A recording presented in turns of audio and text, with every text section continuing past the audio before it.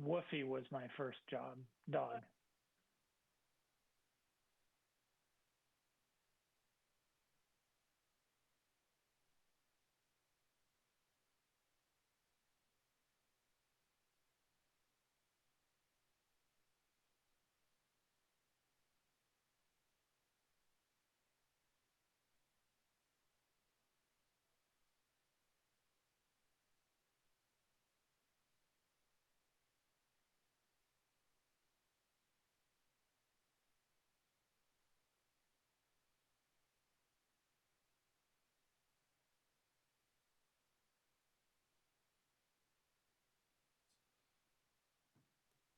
Oh, he's muted, but he's there. Okay. I'm going to call this meeting to order. I'm going to ask the city clerk call the roll. Councilmember McGarvey? Here. Councilmember Budge? Here. Councilmember Terry? Here. Vice Mayor Gatewood? Here. And Mayor Sander. Here. Thank you. And Madam Clerk, if you would read the Metro Cable TV television announcement, please. Yes, the meeting of the Rancho Cordova City Council will be cablecast on Metro Cable 14, the local government affairs channel on the Comcast Consolidated Communications and AT&T Uverse cable systems. The meeting is closed captioned and webcast at www.sacmetrocable.tv. Today's meeting will air on Thursday, July 9th at 9 a.m. and Friday, July 10th at 6 p.m. A DVD copy is available for checkout from any library branch. A copy can also be ordered from the city clerk's department, and a webcast of this meeting will also be available on the city's website within 48 hours of adjournment of this meeting. All right, very good. We are going to do a Pledge of Allegiance, which I'm going to ask Cyrus to lead here in the room.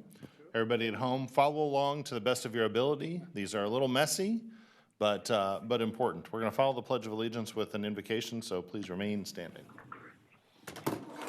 Sorry about this. Okay, please join me for pledge. I pledge allegiance to the flag To the flag of the United States of America and to the republic for which it stands, one nation, under God, indivisible, with liberty and justice for all. Very good. And if you would remain standing for, rather than an invocation, we will have a moment of silence.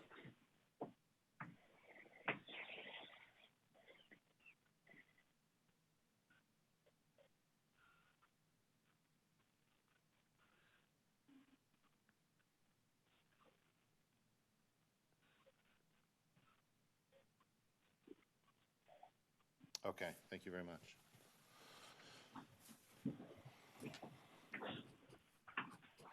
All right, we are at item number 9 on this agenda, and that is presentations. And Neighborhood Services Manager Russ Ducharme, I think you have a new employee for us. Are you online somewhere?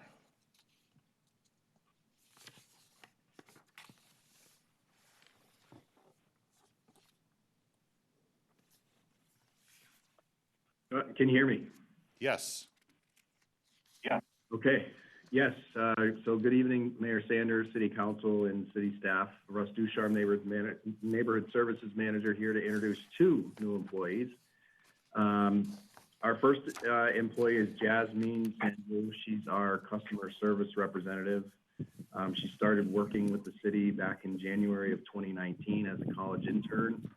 And she applied for our 1-year limited term customer service representative position, and she was awarded the position on March 23rd and started working with us. She's very passionate about her job. She's doing a lot with animal services and pet licensing, and also handling a lot of the code enforcement details.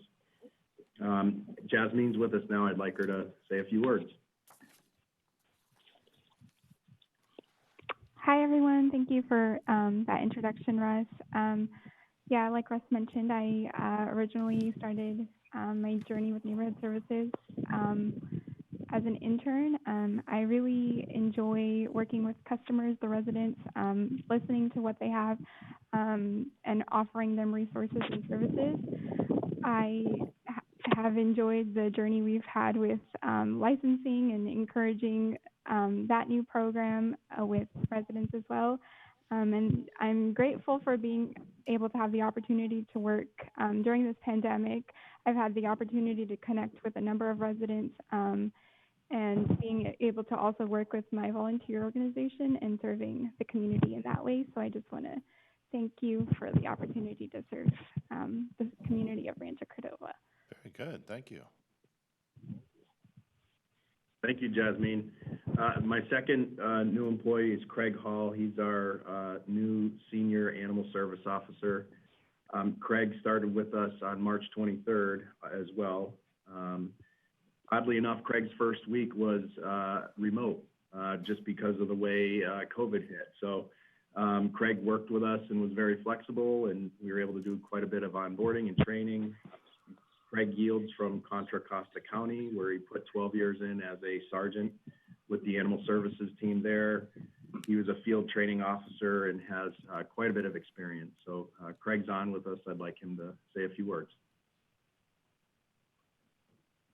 Yeah, hello.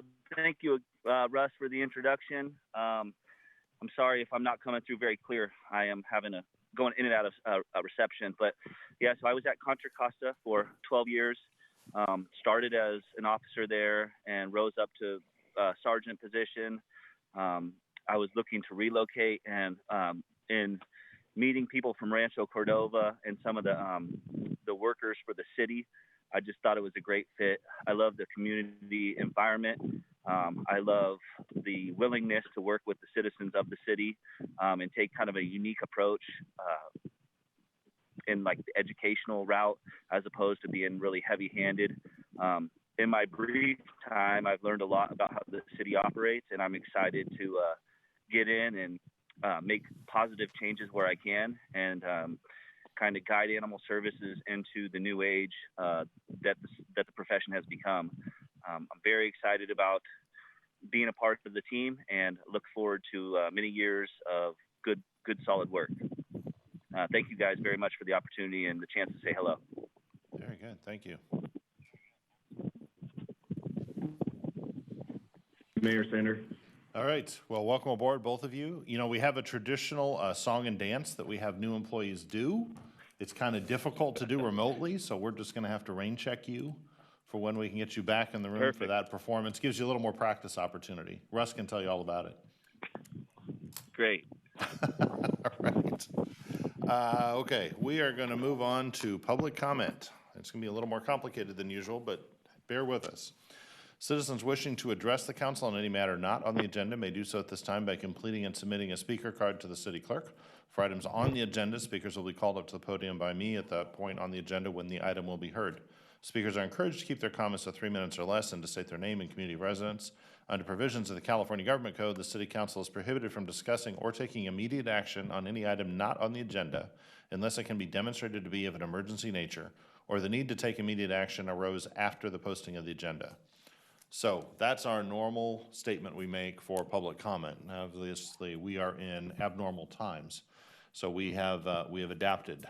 Here in City Hall, you probably can't see us all at this moment, but there are only, let's see, our city clerk, our city manager, an assistant city clerk, and myself are sort of officially representing the city in the room. We have 2 members of the public who are in attendance, so there's a grand total of 6 of us in this large room. All of us came in masked.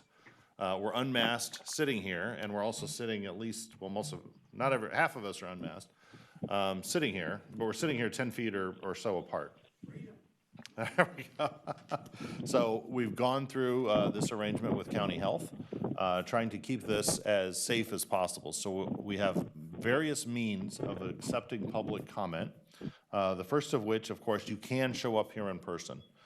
We have various guidelines we'll put you through, and we'll have you seated, very separately out there in our audience, but that's option number 1. If you do that, you can come up to the podium and make those comments.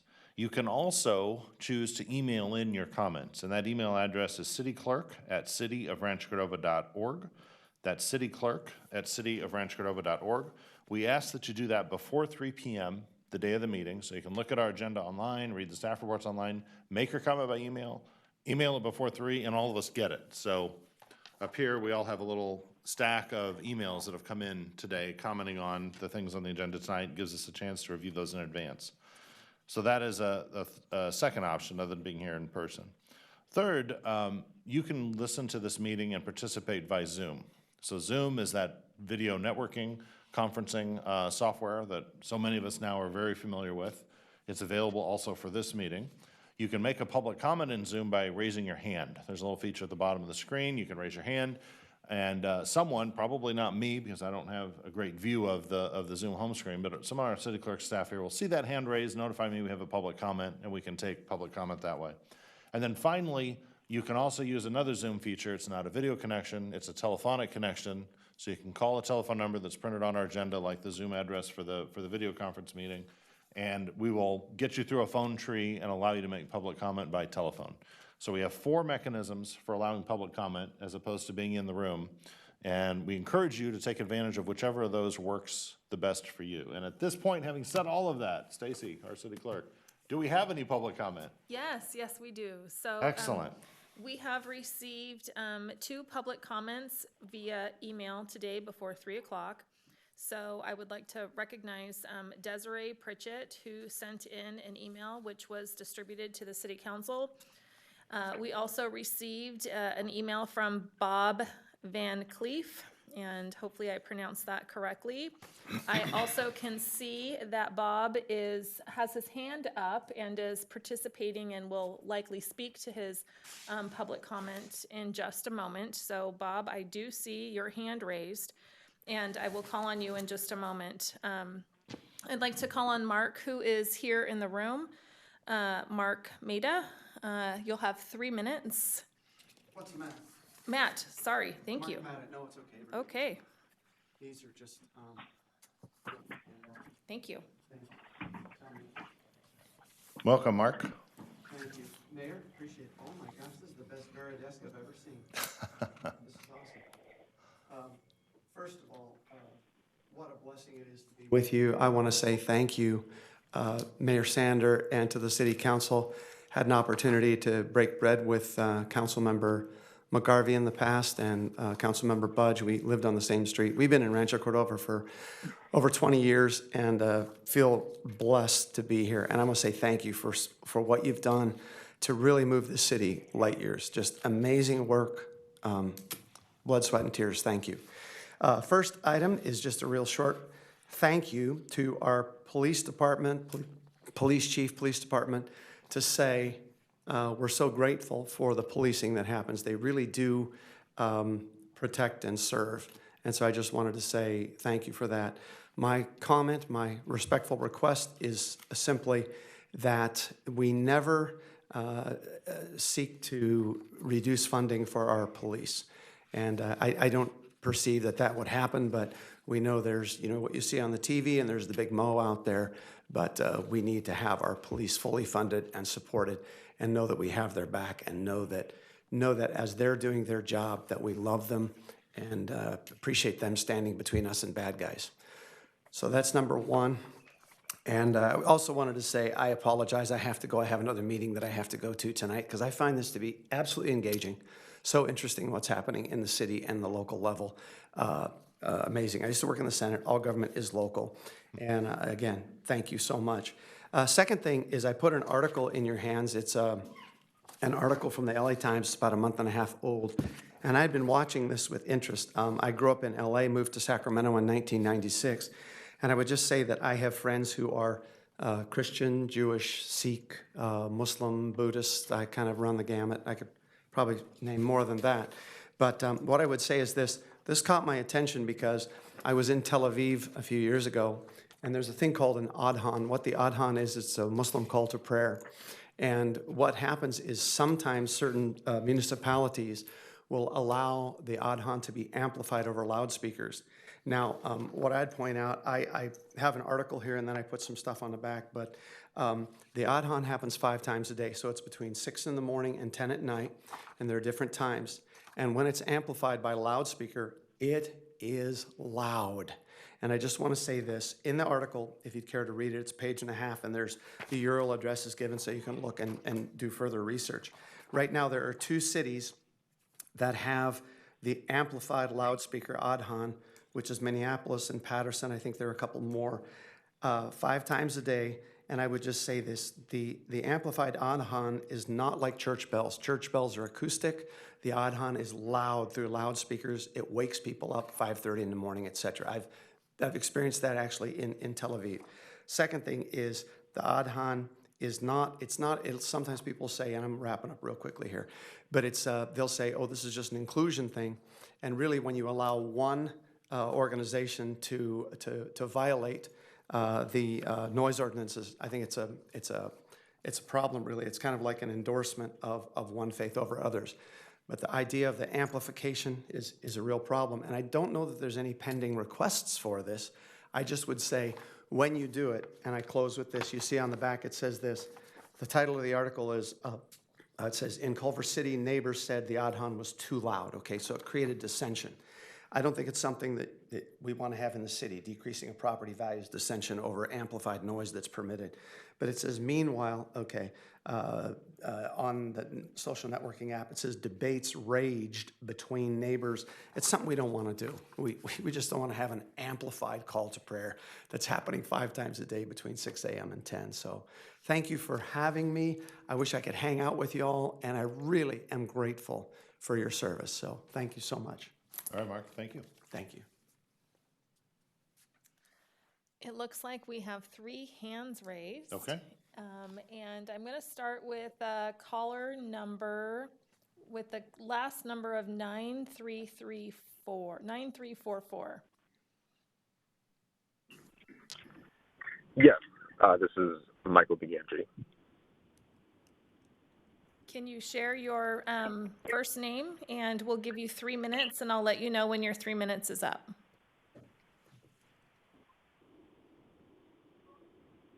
Thank you. My name is Michael DeGandri, Property 9 Development, and a colleague of ours has been in touch with Mayor Sander and members of the City Council, and first and foremost wanted to take this time to express gratitude for all that you guys are doing and combating in today's times and the climate that we all are facing. We are a developer that is active in the city of Rancho, Cordova. And as some of the council may know, as well as staff, we are working on the corner of Zinfandel and Folsom Boulevard. And just wanted to express our gratitude towards council and staff as they take time to, work with us as a, retail developer, as, driving economic development within the city, especially during these times. And we wanted to just, communicate directly to staff and council that, we appreciate the comments and feedback that we have received concurrently with our newly proposed use and development there at the corner, again, of Zinfandel and Folsom Boulevard with Dutch Brothers Coffee. We feel that this council has, during review and following of council, we feel it's been progressive relative to working with developers and promoting economic development as we've been in close contact with, the staff and economic development manager that's really worked closely with us over the last, say, year and a half here. And we just wanted to reiterate that we look forward to bringing value and becoming a part of the community, how and where we can. And we're looking forward to reaching out to each of council individually via follow-up by email and possibly phone calls individually to maybe shed a little bit more light into what we have planned and address any concerns and incorporate any amenities that have been discussed previously that need to be, reconfigured to meet staff and council's satisfaction. So, I think Councilmember Budge is aware and been in contact to some degree with our colleague who's been working on this for us, as well as the entire team at Dutch Brothers Coffee. And we're really looking forward to bringing them to this location, and especially amidst COVID and the obstacles it's promoted for everybody and against everybody. We're wanting to create a environment and business model moving forward that can protect cities, employees, residents, patrons, businesses, and Please wrap really up your create comments. the opportunity, and just really create an opportunity to prosper moving forward within the communities we're afforded the opportunity to. So I just wanted to say thank you for your time, and we look forward to reaching out to staff and council as a follow-up. All right, thank you very much. And that was our first ever phone-in public comment. Yes, and our second phone-in public comment is Robert Van Cleef. Welcome, Robert. Good evening. Glad to be able to join you. If not down there, at least I can join you here. I sent you the letter today based on a phone call I got earlier this week from one of the people up in Orangevale. They got hit with an 8.5% rent increase.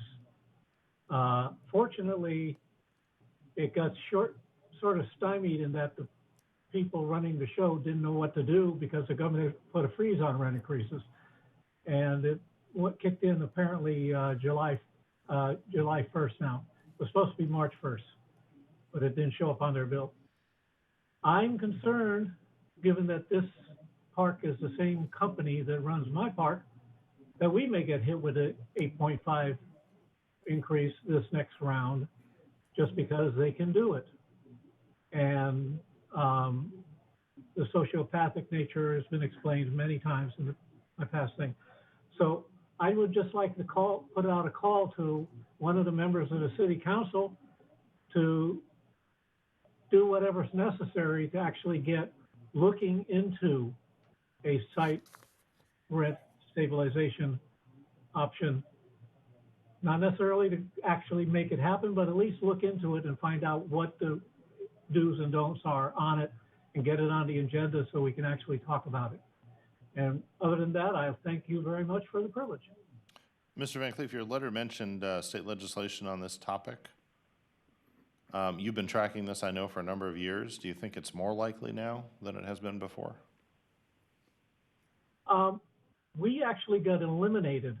We worked very hard through GSMOL to keep mobile homes out of the last one that passed that's currently in the courts. And the reason was, when it was submitted, it was for 10% plus the cost of living with a cap of 15. And now it got down to the 5%, which is what the lady down in Orange County somewhere has put into the bill. And our concern is, like I said in the thing, the people will go for as high as they can go.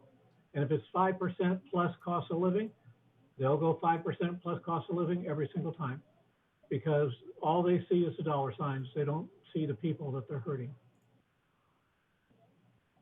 Okay, thank you for your and comment. There's over 100 SROs in the state, so I mean, you won't be the first. Right. Thank you very much for the comment. Do we have anyone else? We do not. All right, well, a couple of firsts there. We've never had a broadcast by Zoom public comment before, nor a phone in, so that was pretty cool. We are going to move on to council reports. And Mr. McGarvey, I'm going to call on you first.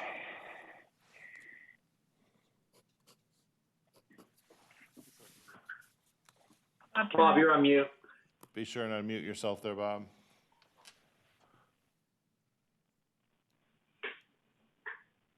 There we go. There you go. Okay. Yeah.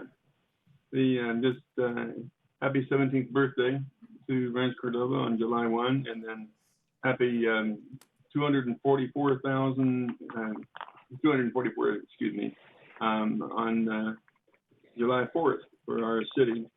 I hope you didn't have any fires around your house. I know there were enough illegal fireworks going on.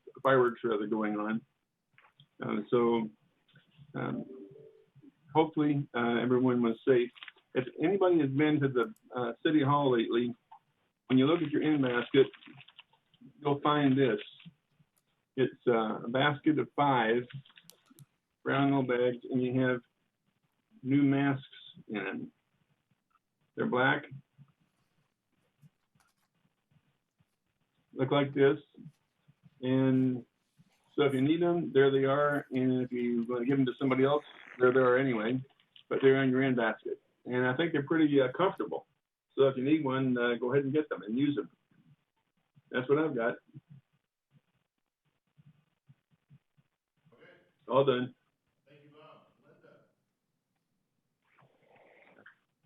Thank you, Bob. Linda, go ahead. No, just glad everyone had a happy and safe 4th of July. We certainly did.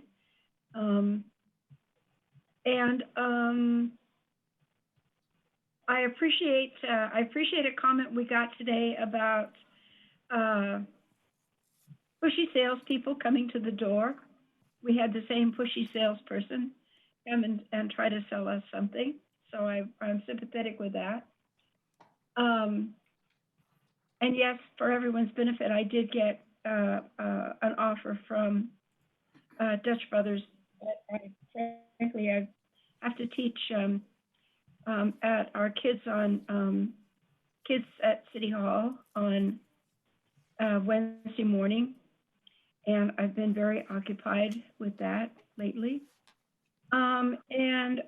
Just a note for people who were not aware, our wonderful friend of Rancho Cordova, former firefighter, and one of the people, one of the firefighters who without whom I could not have hung on to Mill Station for 10 years, passed away recently, Mike Spike.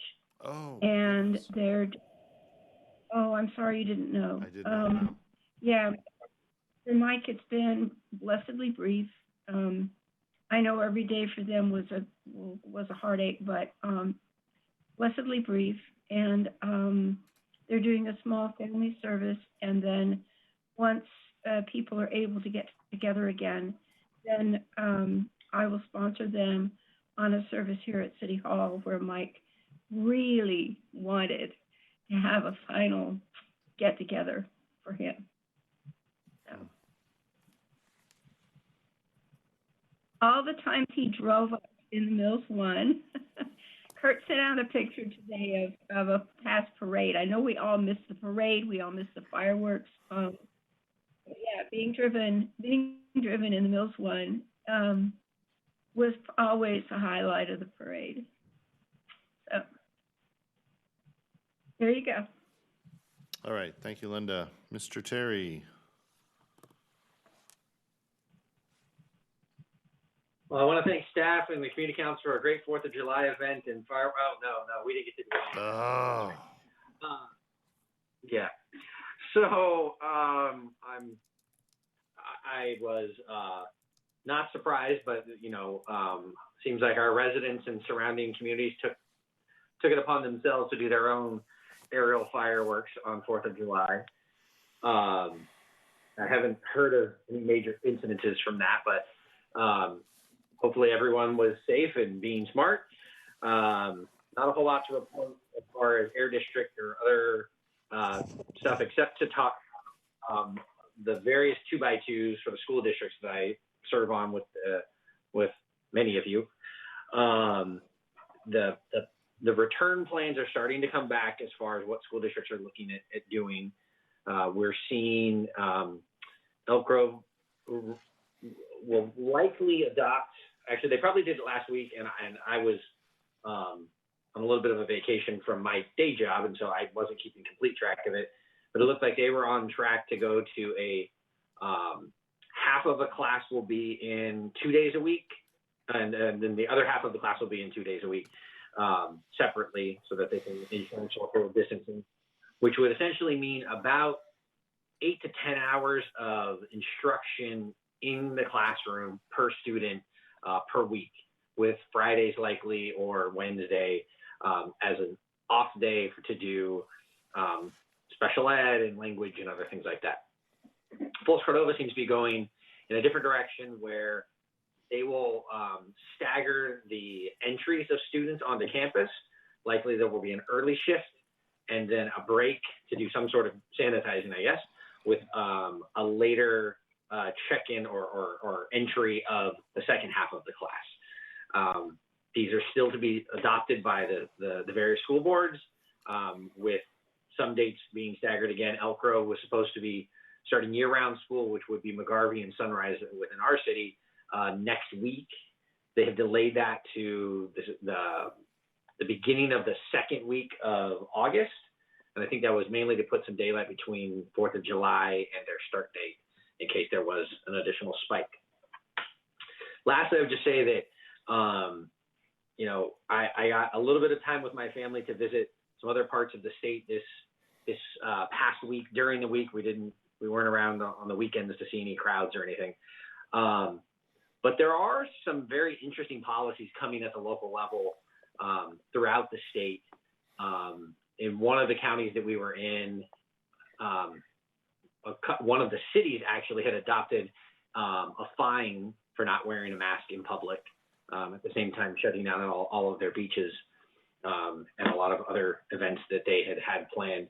So it'll be interesting to keep watching to see where because, and again, this is one of the counties not on the state watch list that was taking the proactive stance of saying that they are citing people that are not wearing masks, and they are not, again, in the predicament of no indoor dining and a lot of other things that we're seeing across the state that we're experiencing. So I'll be very interested to continue to watch and see where folks are finding success in keeping the COVID cases down and what kinds of policies and procedures they put in place to ensure public safety. And, you know, the last thing I would say is wear a mask. It's not to protect you, it's to protect everybody else. And the more of us that can accept that this is a small step in ensuring that our businesses and restaurants and bars and breweries and distilleries can open again someday is going to rely on everybody else doing the right thing. Thank you, Donald. Mr. Vice Mayor.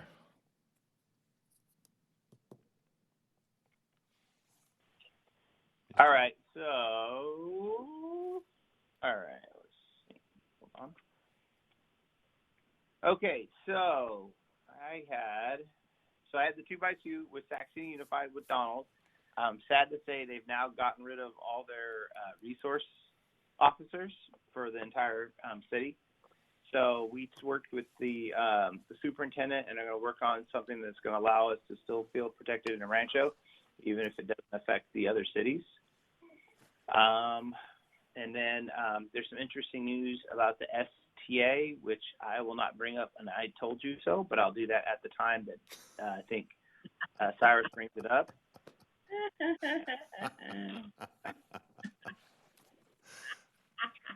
You're owed one. You know. Yeah. I'm just gonna point that out. Good for you, Garrett. Good for you. Attaboy. That's good. That's good. Yeah. And, you know, the 4th of July, it was interesting seeing it. I've never actually seen someone, except for Donald and I were on the street, and this guy that looked like he had a bazooka launcher on his shoulder ran by, and all of a sudden you hear this boom, and the fireworks that Lee sets up went off in the air, and I was like, I have never seen that. I thought it was a bazooka, and I was like, that thing is huge. And then me and Donald were like, not on our street. We are the council members of the city, and we need you not to be doing stuff illegal as the police are flying around. And I was like, this is nuts. But fireworks were great, and you know, the interesting part is how close all the families are getting. Not close as in, you know, distance, but actually close as in everyone was out on the street lighting fireworks. Every fireworks booth I went to, because I had to buy from multiple fireworks booths, so I get complained to by the other ones. But baseball sold out, football sold out, Little League sold out, softball girls was sold out before like 3 o'clock. I mean, it was I mean, it is the best fundraiser / event to see everyone in the neighborhood starting to get to know each other, and it's gone back to the days that I remember when I was little, where everyone played with your neighborhood people outside, 'cause that's the only people you could hang out with. And yeah, it was great. So had a great 4th, and happy birthday to Rancho. I think we are 17 now, so almost 18. Woo, almost out of the house, almost an adult. All right, thank you for that report. Not out the house, but there's a rotating door, you know, it just comes back in again. All of them, the boys will come back, Garrett. The boomerang kids. That's right. Yep. That scares me. I don't think Donald and I can handle it. We don't have big enough houses. We've all had those. Yeah, I have a friend who just moved. Kids out moved. Well, I also wanted to say happy birthday, Rancho Cordova, but Bob, I'm so happy you got to say that first. That's a great announcement. I was going to tell you guys I've been reappointed to the League of California Cities Board of Directors for a 2-year term. They had a ridiculous number of applicants. I think it was 24 or 30 or something like that. Just a handful got chosen. Part of the problem is so many ex-presidents are still on the board. It's a little unusual right now. And I think I'm going to suggest that we modify the board to allow those folks to serve ex officio for as long as they're elected. It's something the National League of Cities has done. It seems to work better. But I've been reappointed to the League of California Cities, so hopefully that'll be of some benefit to the city. The fireworks cancellation decision last week was really tough. It was really hard on me. I can tell you the leadership in this community really suffered with that decision. It had to be made rather rapidly because of the governor's announcement. Basically, as soon as he made that announcement and county health was interpreting it, that was pretty much the drop dead date for our event. We either had to go or no go. Fireworks they were already being shipped to us. The setup had begun. It would have been hard to cancel afterwards. People were making plans around it. We had, Cyrus might say something about it, but we had extensive discussions with the county health officer. Kind of came down to an issue of, can you guarantee people will stay in cars? And the answer to that, unfortunately, was no, nor did we have the policing capacity to enforce that. We were not going to put volunteers in the position of trying to enforce people staying in cars. I probably, were I in charge and making the decisions as a virologist, I probably would have had a slightly different take on that. And I can tell you it hurt me a lot, just personally, having to endorse that decision. I've got a lot wrapped up, I guess, in the 4th of July in Rancho Cordova, having run that event for a number of years. So that was a very unfortunate thing. I would like to think that we as a community can make lemonade from that lemon. And the fireworks, for example, are owned by the community council. They're still owned by the community council. They can be deployed at a future date. So perhaps we encourage them to do a New Year's fireworks show or something like that. Neighboring jurisdictions in Folsom and Elk Grove went ahead with their shows. On the face of it, they had very different situations than we did. Ours was large and free.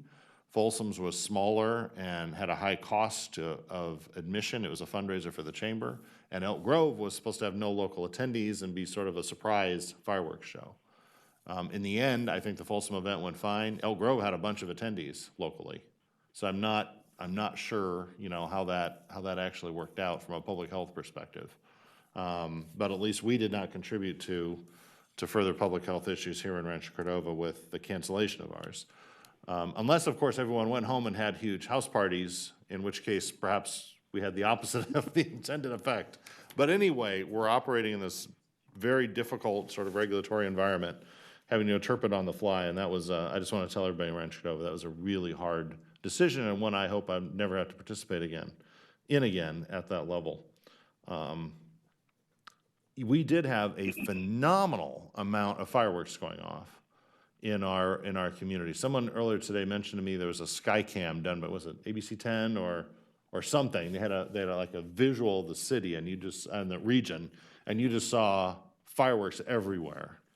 from my backyard, where we had an inordinate amount of safe and sane fireworks, years worth of supply, I would say, which we were setting off sequentially, there was a never-ending roll of thunder of fireworks, big ones, and including some, because I live near the American River Parkway, including some that were clearly coming out of Riverbend Park that were very high. So that must have been a 3 or 4 or 5 inch mortar, series of them. Someone had hauled out there and was setting off in the parkway.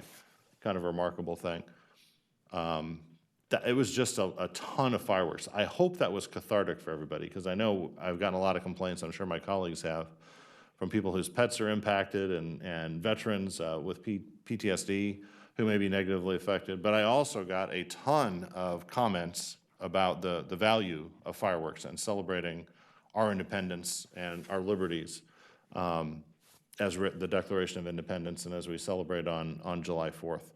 So hopefully as a community, we had a nice cathartic experience getting us through this COVID crisis and the other challenges our nation is facing. I hope it was a net positive for the vast majority of our population. But it was remarkable in my memory. The other odd thing is, I haven't been home on a 4th of July because of my attendance and participation in the event at Aiken Park for probably 20 years. I don't, it's actually more than 20 years, I guess. It's probably 21 years. So I didn't exactly know what to do. But my perception is there's an awful lot of fireworks going off that we didn't have previously. David, you missed out. Actually, we did fireworks with one family and then fireworks with another family. And traveling around, you're absolutely right. There were aerials. I mean, I don't know where these aerials are coming from, but there were aerials from Mather to Anatolia. We could see them all from where we are. And then we got home just in time to watch PBS, to catch the replay of their national show. That's what you do on the 4th of July when you're not at Hagen Park. I see. So that's, you're that's right, David. That's the works. first time, huh? Yeah.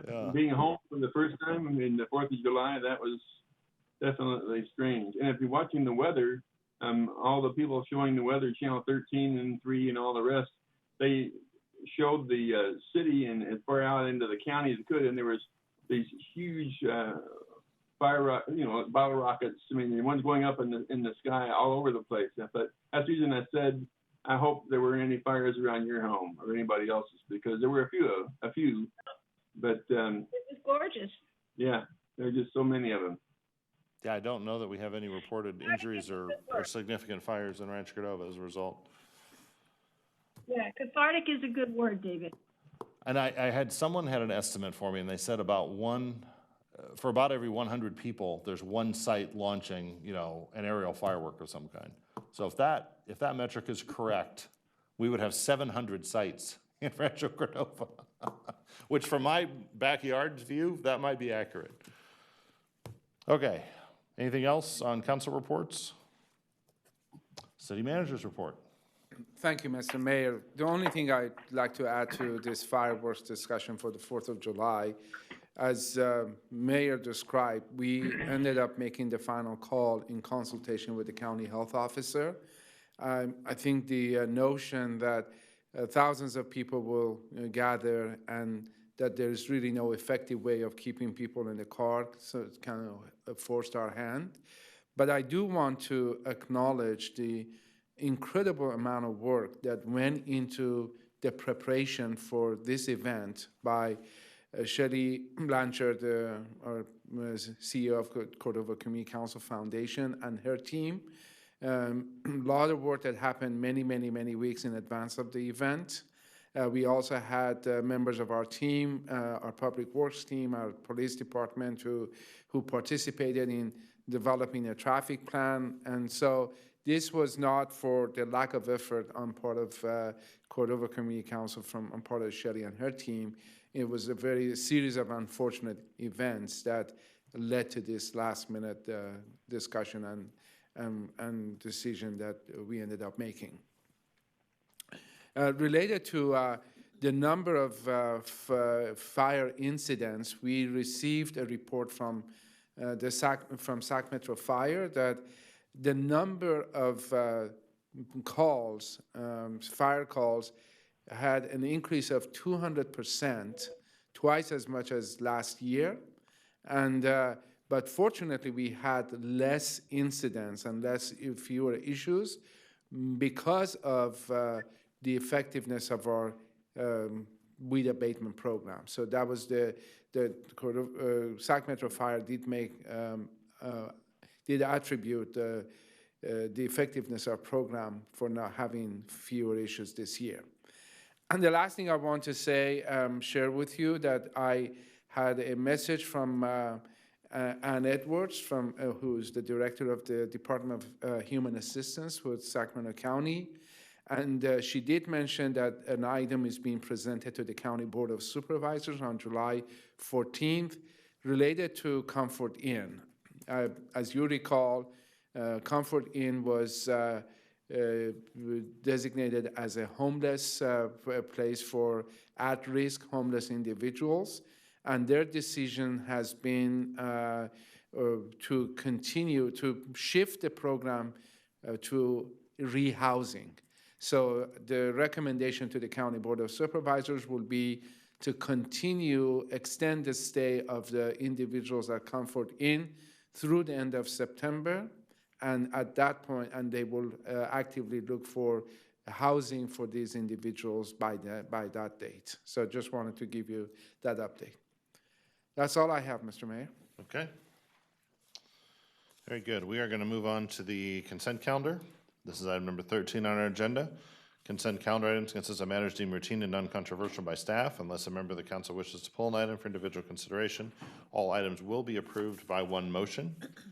So we are talking about items 13.1 through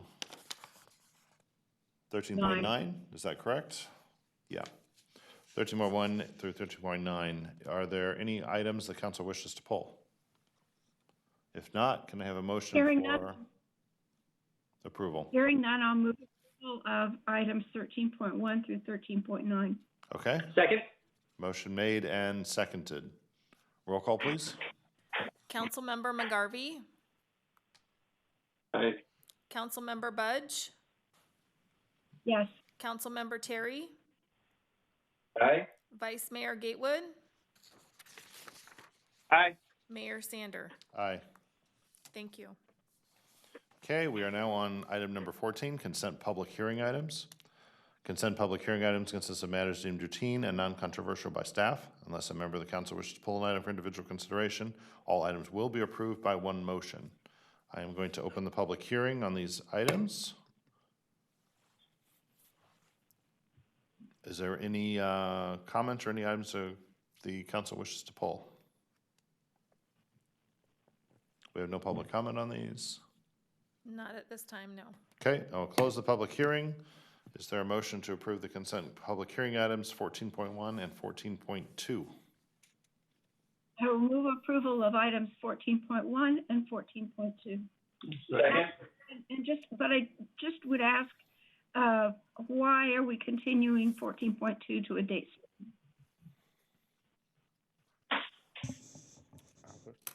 I mean, 14.2 being continued to a date certain. Is there a reason?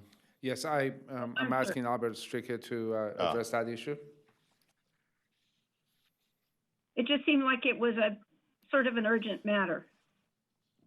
There's Albert. Good Go ahead, evening, Albert. Mayor Sander. And can you hear me okay? Yes. Yep. Good evening, Mayor Sander and council members. Thank you for asking about that item.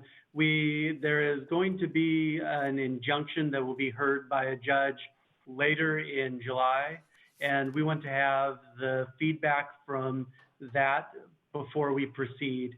It may affect implementation of SB 743, depending upon the determination of the judge. And I would also defer to Mr. Lindgren, our city attorney, if you would like to add any additional legal information on that. No, I appreciate that the Public Works Department, with consultation with the city manager's office, has been meeting with interested parties in the city, and some of them have expressed interest in the possibility that we would delay this action while we monitor the potential approval of that injunction. We've analyzed it. I think that it will have some minimal impacts on existing projects, but we agree with the approach and have worked closely with Public Works and through the city manager's office as well in reaching this recommendation to the council. Okay. Okay, thank you. Motion stands. All right. Roll call, please. So I Oh, heard, we need a second. I heard it from McGarvey first. thank you. Councilmember Budge, Yes. Councilmember Terry, Aye. Councilmember McGarvey, Aye. Vice Mayor Gatewood, Yep. Mayor Sander. Aye. Thank you. That brings us to public hearing items. Item number 15.1, if the clerk would read that subject, please. California North State University Dormitory Conditional Use Permit and Major Design Review, project number DD9919. Okay, and this is with a requested continuance to the July 20th meeting of the City Council. If there's Move no approval. objection, we'll have a motion by Budge. Is there a second? Second. Second. Second from Gatewood. Roll call, please. Councilmember McGarvey, Aye. Councilmember Budge, Yes. Councilmember Terry, Aye. Vice Mayor Gatewood,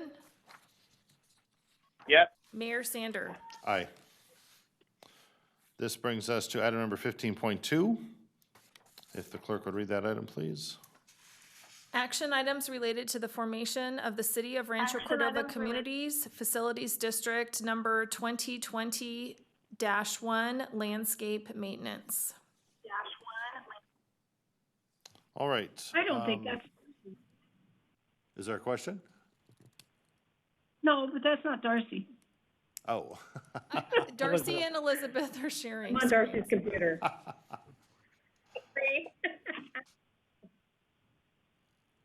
All right. Is this the point when we do our script for this item? It is, but I believe, Elizabeth, you'll want to guide us. Yeah. You're Make some- starting with your presentation first. Okay. Is that correct? I think the mayor should make an opening remark. Okay.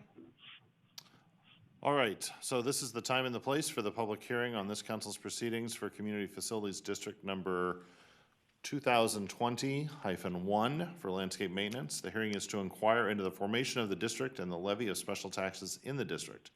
Before I formally open the hearings, are there any property owners or registered voters in the district who wish to file written protests? If so, they must be filed with the city clerk now. Seeing none. Let's see. So there are no protests. I'm going to open the hearing. We will have the first of presentations by staff about the district. After that, we will hear comments and questions on any oral protests from any interested persons. When all comments have been received, the hearing will be closed. So at this point, staff presentation. Thank you. And I will keep this brief. There's only 6 slides, and the last slide is going to be kind of action items that'll guide you through the rest of this. So next slide, please.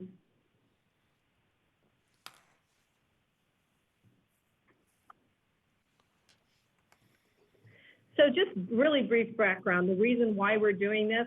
Back in 2017, when we were extending the maps for the Creekside Commerce Center, council expressed concerns that the exposure of the storage yards to the elevated bike trail, so the property owner was conditioned to provide screening with a wall or a fence, but buffer landscaping of the evergreen variety.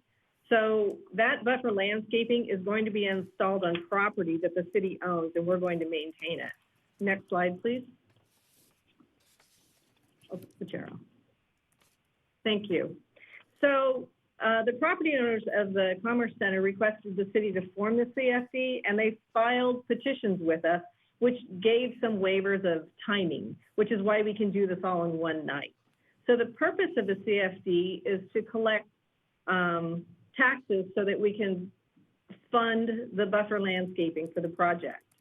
And with this district, we're going to be able to add other projects with similar maintenance needs by annexing them in. So next slide, please.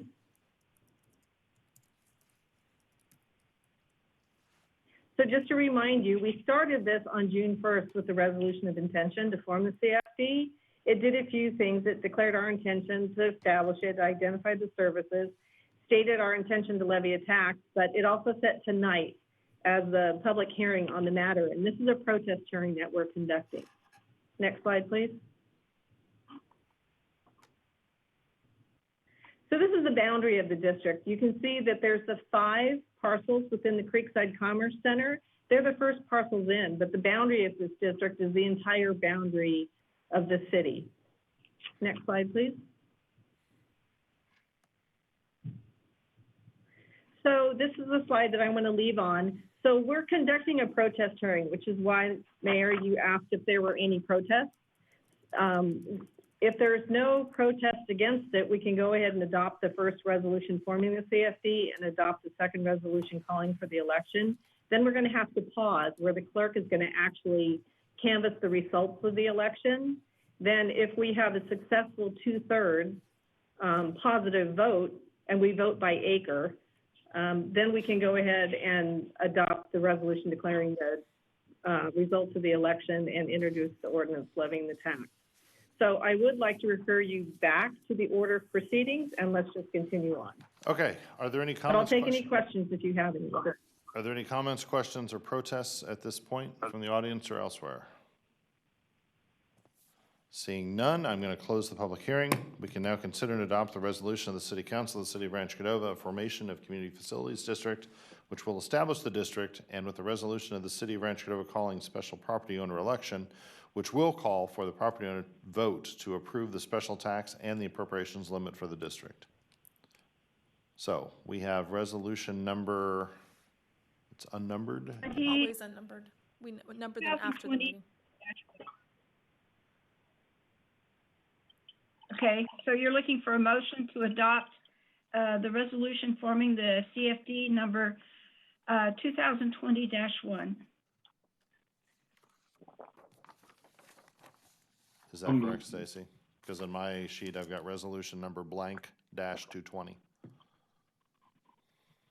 That's what it says on the agenda. Elizabeth?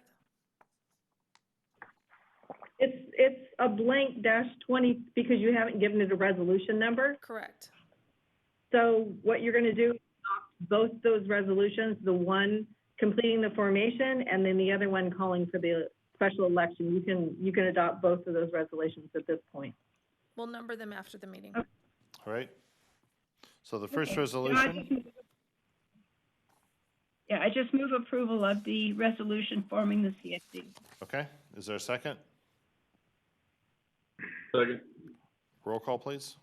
Councilmember McGarvey? Aye. Councilmember Budge? Yes. Councilmember Terry? Aye. Vice Mayor Gatewood? Yes. Mayor Sander? Aye. Thank you. All right, and then we have a second resolution calling the special property owner election. Is there a motion to approve? Move approval. I think that was Second. McGarvey, seconded by Budge. Roll call, please. Councilmember Budge? Yes. Councilmember McGarvey? Aye. Councilmember Terry? Aye. Vice Mayor Gatewood? Aye. Mayor Sander? Aye. Okay, so we just called the election. Will the clerk please announce the result of the property owner vote? I think you've got to open some ballots. Yes, so I have 3 ballots to open. And the first ballot is from Mather Storage. They have casted 6 votes, and they voted yes. Elizabeth, you're going to help keep track of this, is that correct? Yes. Okay. Correct. The second ballot I'm opening is from 68 Zinfandel JV.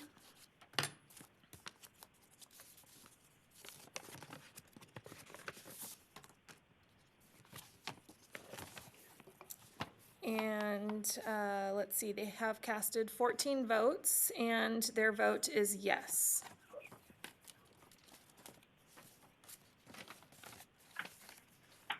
The third is from GLP Zinfandel LLC.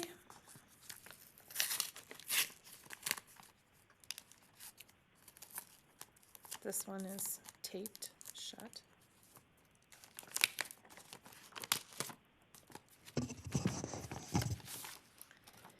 And they have 10, they've casted 10 votes, and their vote is yes.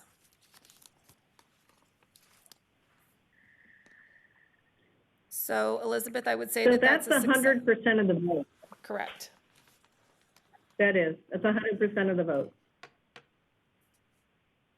So it passes. So now that we have a successful election, you can move the next resolution declaring the results and introduce the ordinance.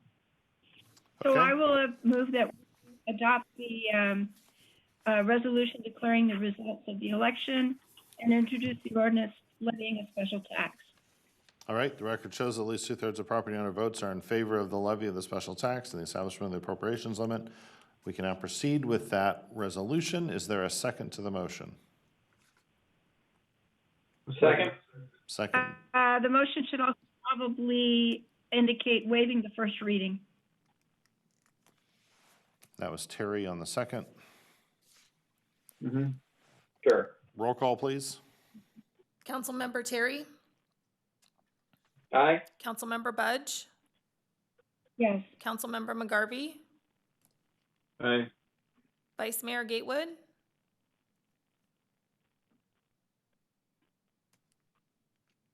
Well, Garrett.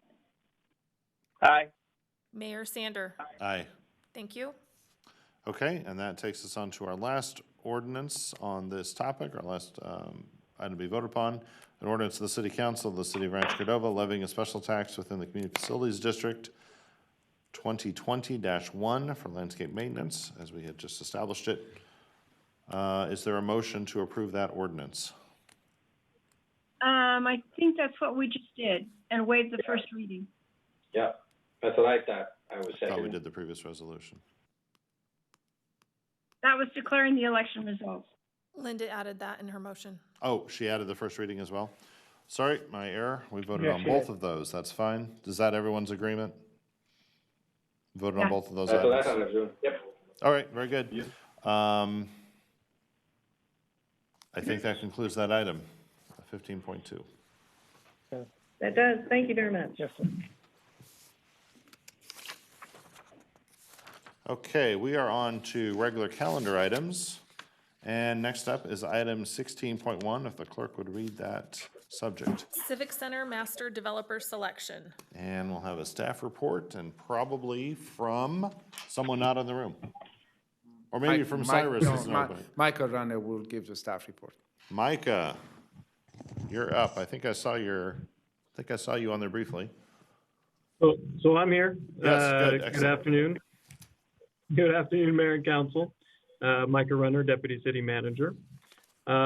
Before you today, staff is excited to be back and talking about the Civic Center Mill Station project for discussion and potentially direction on moving this project forward. A lot has happened since the last time we've been before you in the country, in the city, and in the community. But I think from a broader sense, all of the interested parties are continued to be interested in this site, and all are capable of moving this project forward. So even given these interesting times, there is still a lot of interest in moving this project forward from the development community and the finalists that we've been talking to. So with that, I will, given the fact that we haven't been together for quite some time and talking about this project, wanted to provide a little bit of history in context of what has been done and where we're at and what the next step is moving forward. So as the last couple of years, there's been a lot of discussion and visioning sessions around the Mill Station site and the future Civic Center. Along with that process, the council made the decision to acquire this site, and through that process decided that this site was a potential great catalyst site for a future civic center investment opportunity area for Folsom Boulevard and for Rancho Cordova as a whole. Through that process, it got narrowed down to potential uses, a lot of discussion around what potential uses could be alive and well at the site through arts and culture, event space, wellness, retail, recreation, and housing. Through that process, the council narrowed the list a little bit to provide some context for those who might be interested in the property. We made a decision, and council made the decision in the process that in order to leverage the public investment and the public opportunity that potentially would be at this site, was to go out and do an offering of public memorandum or property to see what kind of private investment that could be had by making this investment into the public investment into this site. In order to leverage that public investment, it's important to find potential development partners who can do the other private activities that might happen on this 10-acre site. So with that, the city went through the process of doing an offering memorandum, and we received 8 qualified responses. So when I say 8 qualified responses, these are actually good quality responses from folks both locally and nationally interested in this potential development site. Through the process, we narrowed down the list through an evaluation committee. So that evaluation committee comprised of individuals who were from our public partners who have interest in the sites, like Regional Transit, Folsom Lake College had participants.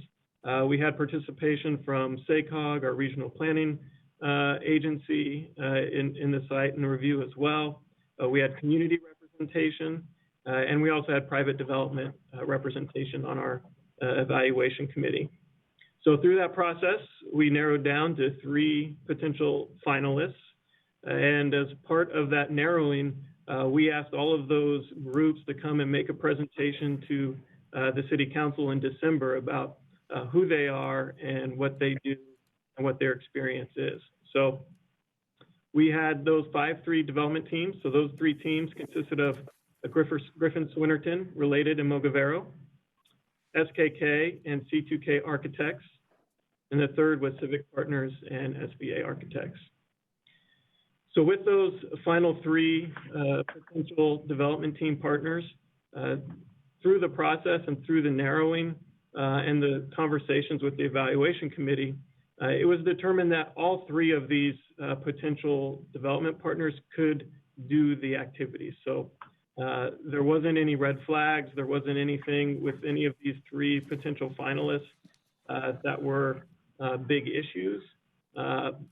But the selection committee felt it was important to come forward with a recommendation for the group to be considered. So I think all of the applicants or all of the finalists could do the job, and I think we're open to hearing this discussion about what it looks like moving forward. But the development team recommended by the evaluation committee and staff is supporting the evaluation committee was Griffin Swinnerton, Related, and Mogavero Architects as the team. So it's important to know that as we move forward, the next step is really through getting to selecting a developer team. We would then get into an exclusive right to negotiate. And that's basically what the potential item is before you for discussion, is authorization of the city manager to execute an exclusive negotiation right. So a little bit about what does that mean. I like to compare it to we're getting engaged to somebody. So we're not married yet, but we're basically entering into an engagement period where we can find out a little bit more about each other without competing with other individuals or other groups, and really developing what this future life together may look like and future opportunity may look like for this site. And so what will happen is at the end of this exclusive right to negotiate, potentially bring back a disposition and development agreement or some sort of final agreement that goes through the specific terms of agreement for the development of the property. So a little more about the exclusive right to negotiate and kind of what some of the major deal points and timelines are in as we expect to be in the agreement. So one is the 12-month initial term. So we're proposing a 12-month term for the exclusive right to negotiation. Within there, the city manager has an authorization to extend for one 6-month extension if necessary, if we're seeing progress or if there's a need to do that. But within the time period, we'd like, and actually within the agreement itself, is to come back to council by December of 2020 with multiple development alternatives, present those to council for discussion and direction. So along with kind of working out the details of exclusive right to negotiate, in order to bring forward a final agreement, we have to narrow down the site development. And so as part of that, over the next year, we'll be having multiple conversations with council about the future development site and future scope of the project.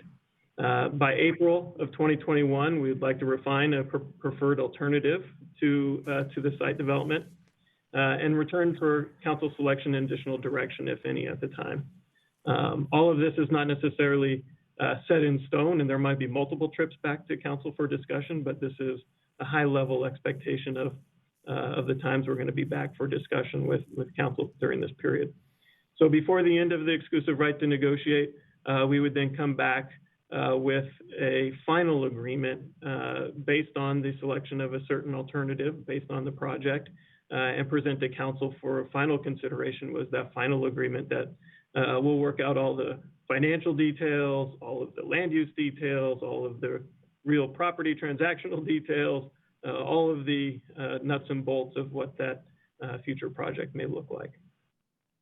And so that's kind of the where we're at in the process of trying to get to a partner and engage to one of these partners.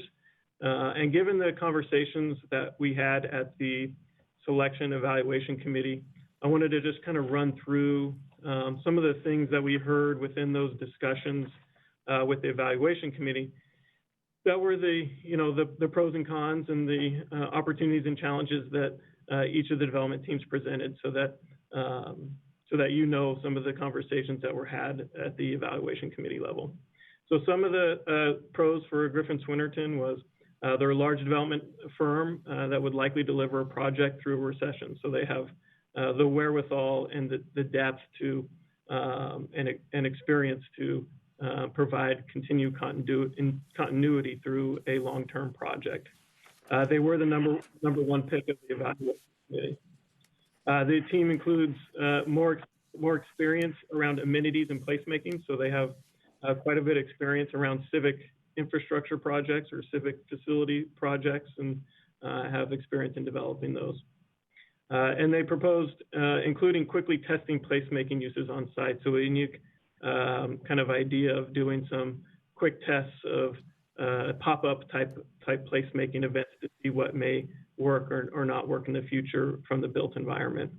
So some of the challenges might be with this group is they're a large firm for the city to be. We don't want to be a small fish in the big pond, and so it's really potentially as making sure we're still number one on their priority list as they're a big firm and big entities. And since they are a larger firm, it may add to the project timeline as far as through the process and through the negotiation. And the POP activities may be a good idea, but it may not significantly change what ends up being built, because that might be more of a policy choice than what the reality is what you see from the pop-up experience. So the next group is SKK Developments and C2K Architects. So some of the pros for this group is as a local developer who has experience leading large projects within the region. And so they have that experience of working within the region, and you've seen some of these things for some of these projects firsthand. The proposal addressed more of the synergies between the project and light rail. So just in some of their visioning, did a better job of connecting their future project with the future light rail. Housing is the assurance policy to make the project successful. So they made it very clear that they could do the housing side of this project without any additional funds to make that project work. And they have a developer has a history of transforming projects in Sacramento and in Midtown and other places. So some of the challenges with SKK, they haven't done very many civic projects, so they don't have as much experience on the civic side of the project. They're a smaller firm and may not have the depth or continuity to push this project through difficult financial times, as we do find ourselves in an interesting and unique economic time. And proposal focused on housing first and community amenities second. So they very much are interested in the housing piece of this project, and we'll need to have a conversation about potentially community amenities and the importance of those as part of the project. So the last group was Civic Partners and SVA Architects. So the pros are similar to Griffin. They are a large firm with extensive background and experience developing both civic and residential properties. Their concepts focused on vibrant, people-oriented designs, so they were very focused on street-level design. Emphasis on outdoor gathering places, which was an important piece of the conversation. And they were a well-rounded development team that had experience doing TOD locations. Some of the challenges, similar to Griffin, potential with large firm for city to be small fish in the big pond. We want to make sure we're an important project for them. And then the additional visiting process that they suggested may run into planning fatigue or the interest of the team and of the larger interest to move this project forward. And as we've done quite a few years of visioning and conversations. So that's an overview of the groups and the conversation. I think one of the things that we'd like to do is potentially, I know we have various members of the teams that are joining this discussion today, and we'd rather kind of your choice, mayor and council, as far as want to give them the opportunity to say a few things. We didn't ask them to prepare a long, extensive presentation as they came and did that a little while ago, but if they had the opportunity to give a few minutes of their thoughts on the matter, I think now would be a good time to do that. But overall, what we'd like to do is kind of just hear from council as far as any other direction you might need from staff as far as to move this project forward. If there's any other information you need, this is not a decision we necessarily have to make tonight, but we wanted to give you that opportunity if you felt you had enough information to make that decision. So with that, staff is here to answer any questions that you might have, but we also could hear from developer teams. Okay, thank you, Micah. Why don't we go ahead and hear from the three developer teams, give them each, I don't know what you told them in advance, Micah, 3 minutes or something like that. In an appropriate amount of time, they can each make a statement, then we can then take some council comments and discussion, perhaps questions for staff, perhaps questions for the different developer teams as well. Does that sound amenable to everyone? Okay, if those three groups are on the line, I think I will call them in the order they are represented here. And that would be Griffin Swinerton up first. If we can identify who they are and give them access to speak. So the one I'm looking for right now, I have the first, I have Corin in, I have John in, and I'm looking for Steve, and there he is. Okay, so I have spokespeople for all three firms in. Excellent. And Micah, do you want me to promote everyone else as well? Sure. So I think you could promote all three of those too. And I think Mr. Mayor called on Mr. Crawford first for input. Hi, well, it's a real pleasure to be here, Honorable Mayor and Council, staff, and the selection committee.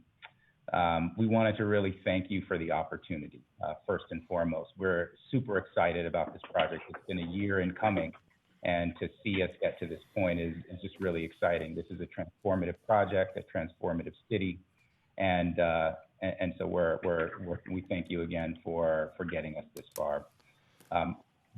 Along with myself, I've got Roger Torriero, who is on the Zoom, and he's available for answering questions. He is the managing partner of Griffin Swinnerton. We've got Bill Whitty of Related and Ann Silverberg of Related, as well as David Mogavero on the line. They're along with us here to provide feedback, to provide information and answer questions. The thing that we like to emphasize about the team that we think is a differentiator and I think the overarching theme that we like to say we offer is peace of mind. The team has a demonstrated ability to deliver upon these projects, and that is sort of manifest across three key themes that we highlighted in our interview, we highlighted in our SOQ and proposal, and I'll just mention a little bit here also. 35 years of a working relationship together. So Griffin Swinnerton and Related are two developers, best of breed.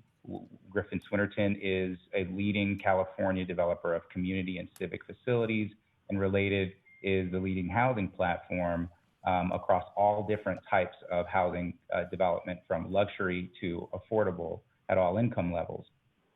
And we've been working together for 35 years. Again, expertise in best of breed expertise in what we do. From a community facility standpoint, over 200 facilities, 200 community facilities projects, and Related has some of the largest scale projects throughout the country, especially mixed use development and housing. That experience spans building and design, operations and maintenance, all of which can be done in a mixed use setting, a TOD setting like this particular site. And then lastly, the financial capacity, as you mentioned, to weather storms and provide the city with consistency. These are kind of three core elements that we think really differentiates our teams and offers peace of mind. And partnerships are core to our business. So that's the other key piece of that, is that this is not a calling. I mean, this is a calling, it's not a job. Partnerships are very core to what it is that we do. We collaborate, we're here to listen, we're here to ensure delivery, and that spans, again, community outreach and engagement, which is critical and key, a first part of what we do. We listen to the city and our key stakeholders in the community, and then we essentially provide the city with technical abilities. We're not only your partner, we're your technical staff to work through the development alternatives, which we are prepared to begin and hit the ground running right away. David Mogavero and Mogavero Architects have 15 years of experience with this site. And so together the truth be told, we consider ourselves large scale capacity with local provincial expertise in the Sacramento region, as well as California in nearby Bay Area locations. So with that, if we have a bit more time, Bill Whitty from Related or David can say a couple words if I've missed anything, if they're available, but if not, we'll pass it on, and we're, as a team, are available to answer questions. That was a very good summary. Thank you.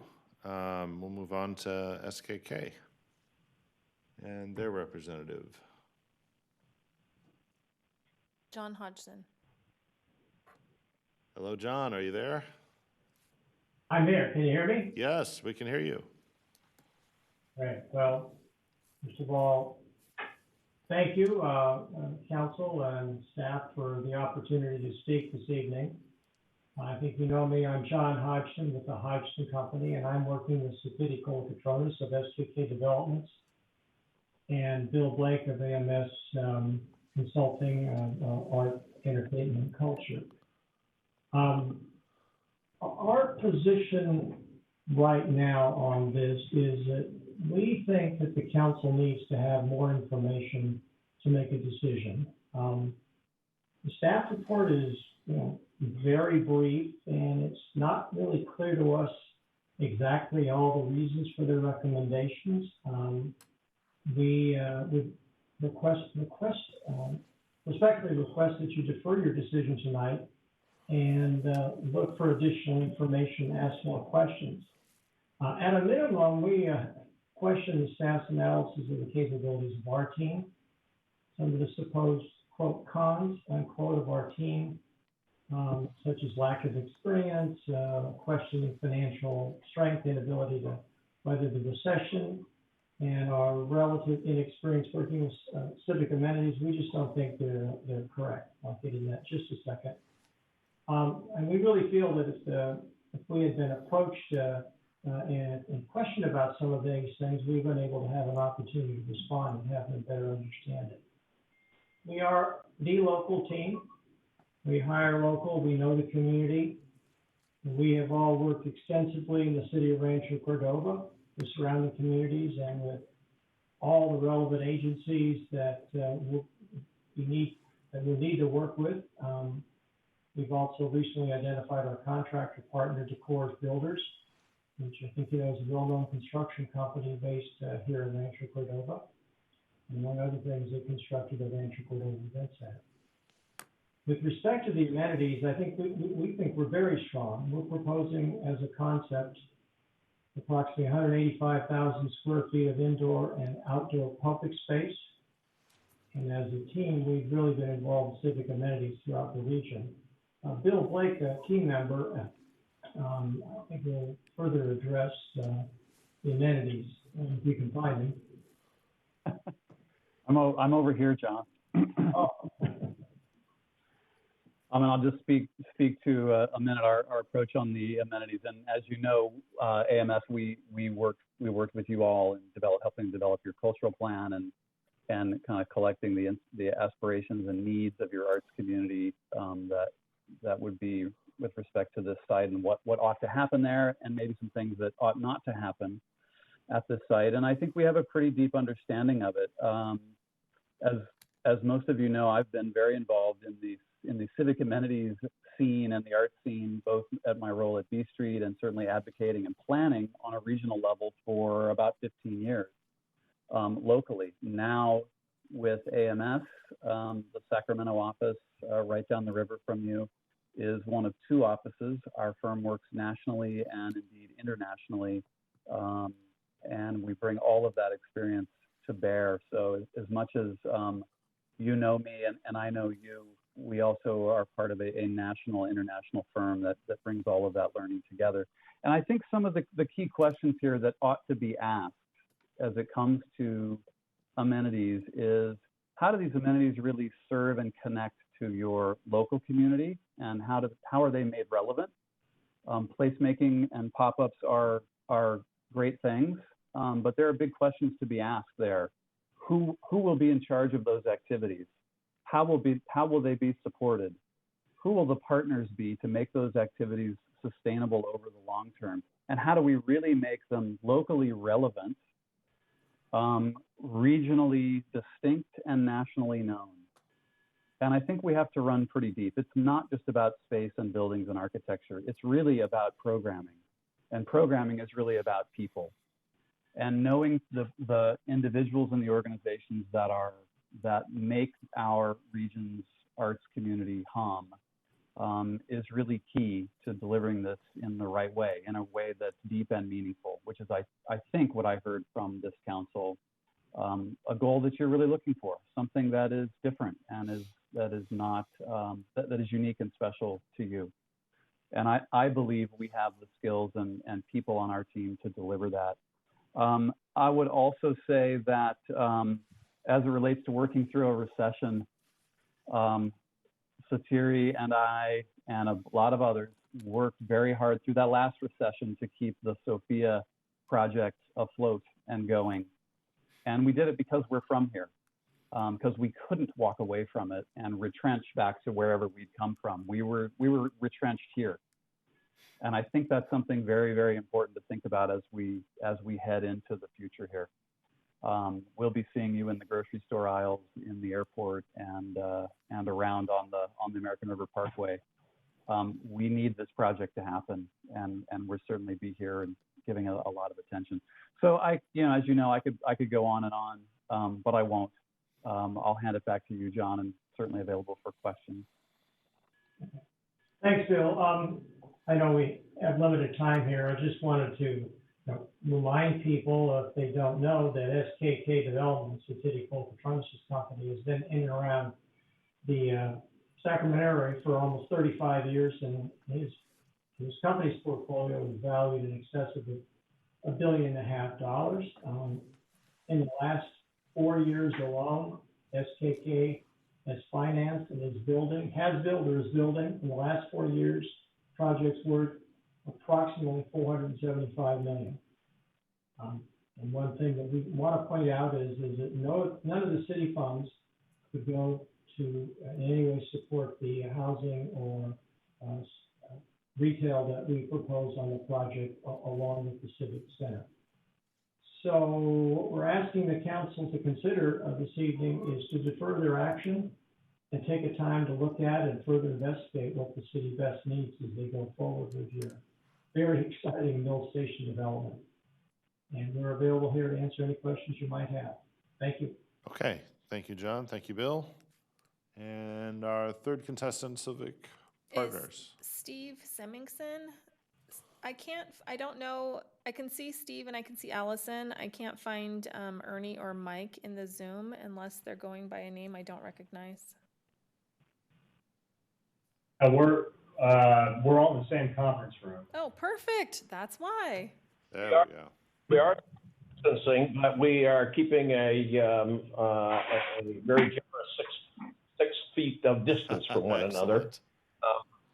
And Allison is tuning in remotely. So, perfect. I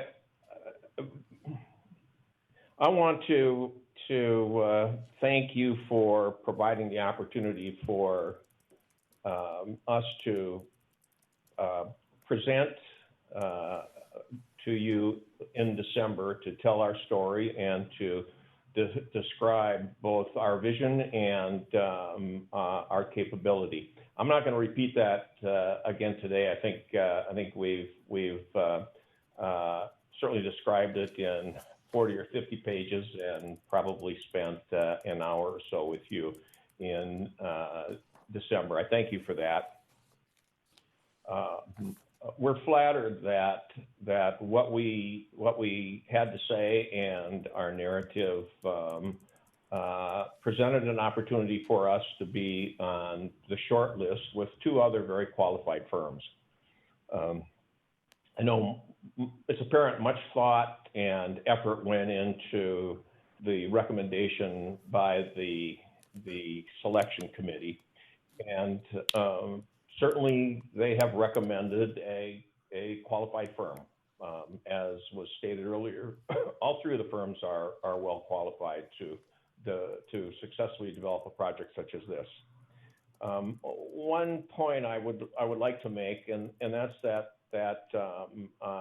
as we saw on the screen just a bit ago, Civic Partners was identified as a large national firm. We are not that. We certainly are capitalized and are funded by large both national and international financial organizations. But that's not Civic Partners. We're a smaller firm. We really limit ourselves to two projects that we would do at any one time. We do that so that we're certain that we create a success, one that meets the expectations and the desires of the public agency, the city, the community, and we want to do it in such a way that creates a place and a destination with pride.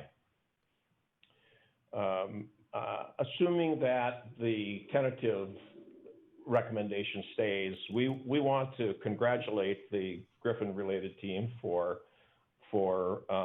their success in this and stand by to the extent that there isn't a meeting of the minds as the process continues, that we're here.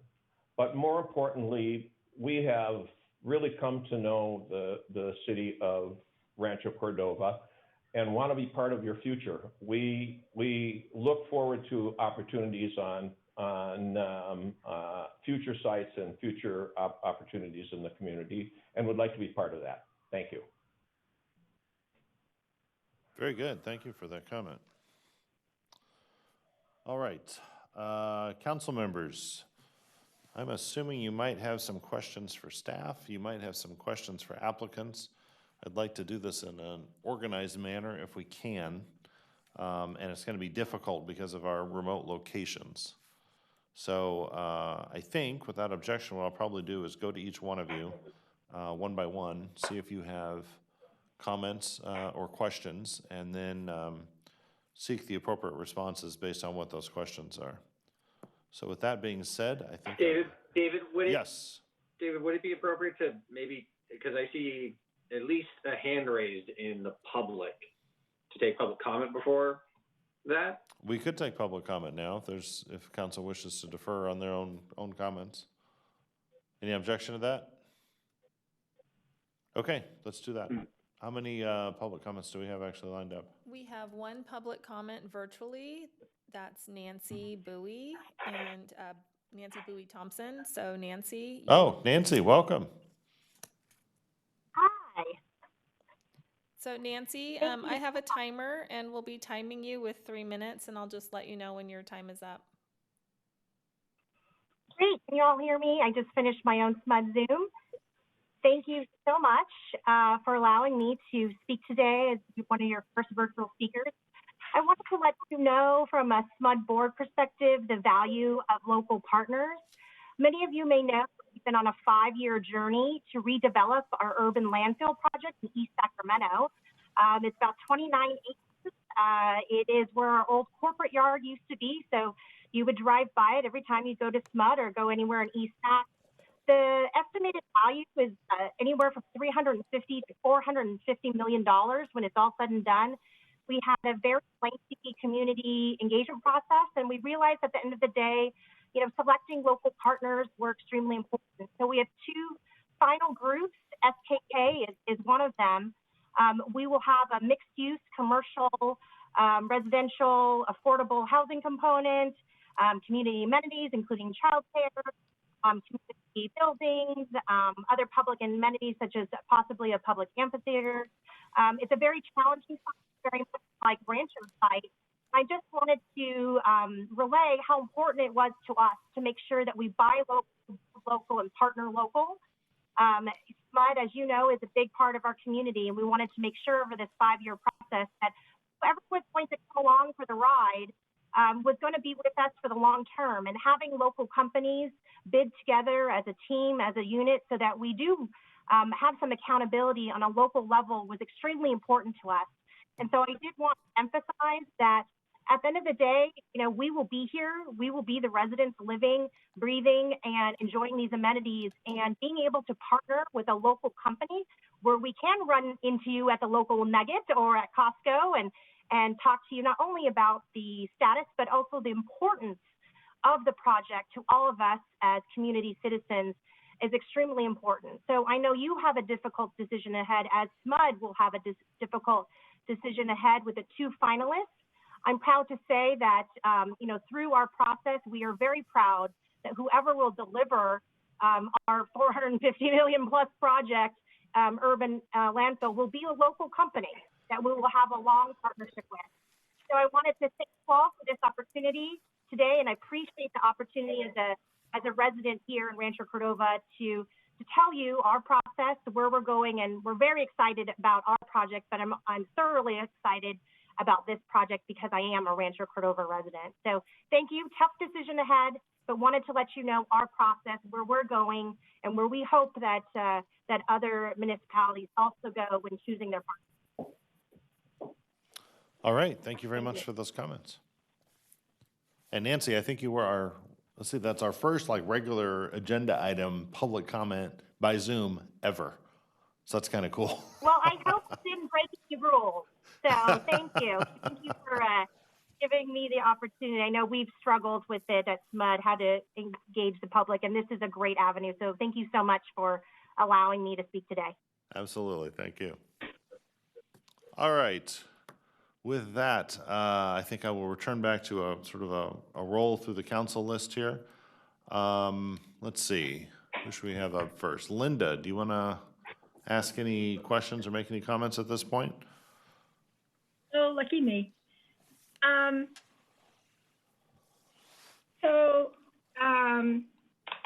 My initial comment would be that when I read the staff report, I was kind of struck by the fact that it seemed like such a soft recommendation. I didn't find a strong case for selecting one company over another.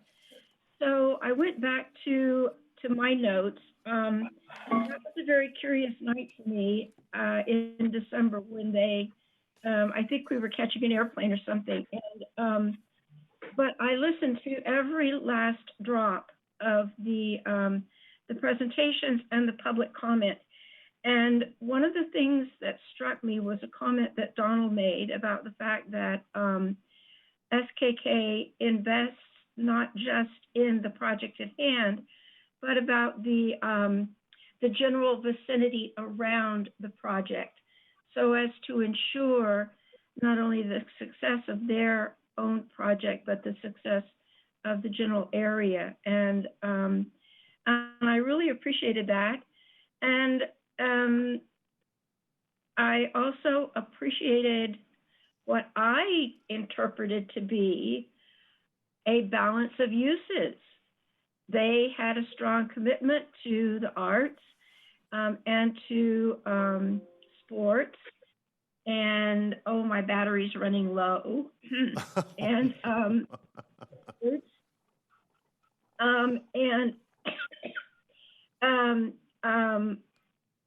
and they are strictly local. For those of us who've had the privilege to work with Bill over time, whether it's been on Cap to Cap or to enjoy the remarkable facility that we have in the Sophia.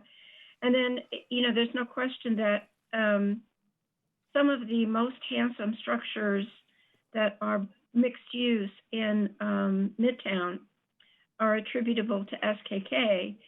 And it just seems to me that if we take the option to not make a decision tonight and to look a little more closely at the individual projects and assets of the different partners, that might be a good idea. But otherwise, I would be interested in looking more closely at a local partner. And I gotta go get my battery cord. Okay. Thank you, Linda. Donald. So I think my first question is more of a technical question. John, I think you brought it up. You kind of highlighted that SKK and you wouldn't need a subsidy for the housing development at this site. Is that somehow, and I don't know if this is a question to staff or to the developers, but is that some way insinuating that the other developers are going to need to use a portion of the city subsidy to deliver the housing? And would that money come out of what would have been spent on a civic center? So I clearly got an answer from SKK. If the other two, I guess in this case Griffin and Swinnerton, if you wanted to address that, because it seemed to indicate that somebody else was going to be relying on our subsidy towards delivering the housing. Sure. I will ask Bill Whitty of Related to address that question first, and then I can backfill. Okay. Thank you. By the way, I'm the chairman and CEO of Related California, which I started in the Bay Area 30 years ago. What was important to us and what we understood from the city is that this was to be a combination of a variety of public facilities, as staff articulated at the outset, and housing. So it's a little difficult for us to make a preemptive proposal from the get-go and say, well, this is exactly how the housing would go, because it's a function of how the whole site is developed. One of the points, though, that we made is we have a very unusual business model. I don't know any other developer who does this. We're one of the state's most active market rate apartment developers and affordable housing developers, and we're the largest mixed income developer in the state. We've developed in over 20 cities, and we've completed everything we started. And so the answer is perhaps not, and I'm not trying to be glib, council member. I hope you appreciate I understand. that. Yeah, no, I understand. We also, in these issues, since we've worked in so many places, we try not to get out in front of the public. We haven't had the benefit of meeting with, frankly, each of you, but also members of the larger community in what the terms, the priorities would be. So I'm not trying to evade the question. I'm just saying to say that at a time like this, where it's difficult to finance anything, we have a very wide bandwidth, and we have the creativity and expertise to respond to a variety of types of housing product as the situation might arise. We don't have to go outside. We don't have to seek outside counsel. We can do that ourselves. I think that also holds for Griffin with public facilities, who've done such a wide variety of them. We don't know, as we sit here today, exactly what the mix of facilities and housing will be. But we will tell you very, very quickly, depending on what the priorities that the city would put forward, you know, how we believe it can be financed. And if, I will say this, if there were to be other funds sought, we would probably seek them from the state because it's a transit-oriented development and it meets a lot of the state's key criteria. Okay, thank you. Yeah, I would kind of echo, I think, what I heard Linda say as far as kind of next steps. I feel like the staff recommendation is a little lacking in detail as to the justification for the recommendation. And looking kind of at all of them, I think two firms really rise to the top, but I would be looking for a little bit more background and meat to what that recommendation is and why. I see the breadth and the depth of experience that Griffin Swinnerton and Related bring to the table, but I've also eaten in the restaurants and walked into the units that have been built in Midtown that SKK have been involved in, and I've been to B Street Theater, the Sophia, myself, even received my 40 under 40 award in that facility. So I've experienced those and like what I see there. But yeah, at the end of the day, I will also say that I'd like to in the staff report have a little bit better understanding of the financial capabilities of both developers. As a banker, that's really where probably the rubber meets the road for me is who can deliver this,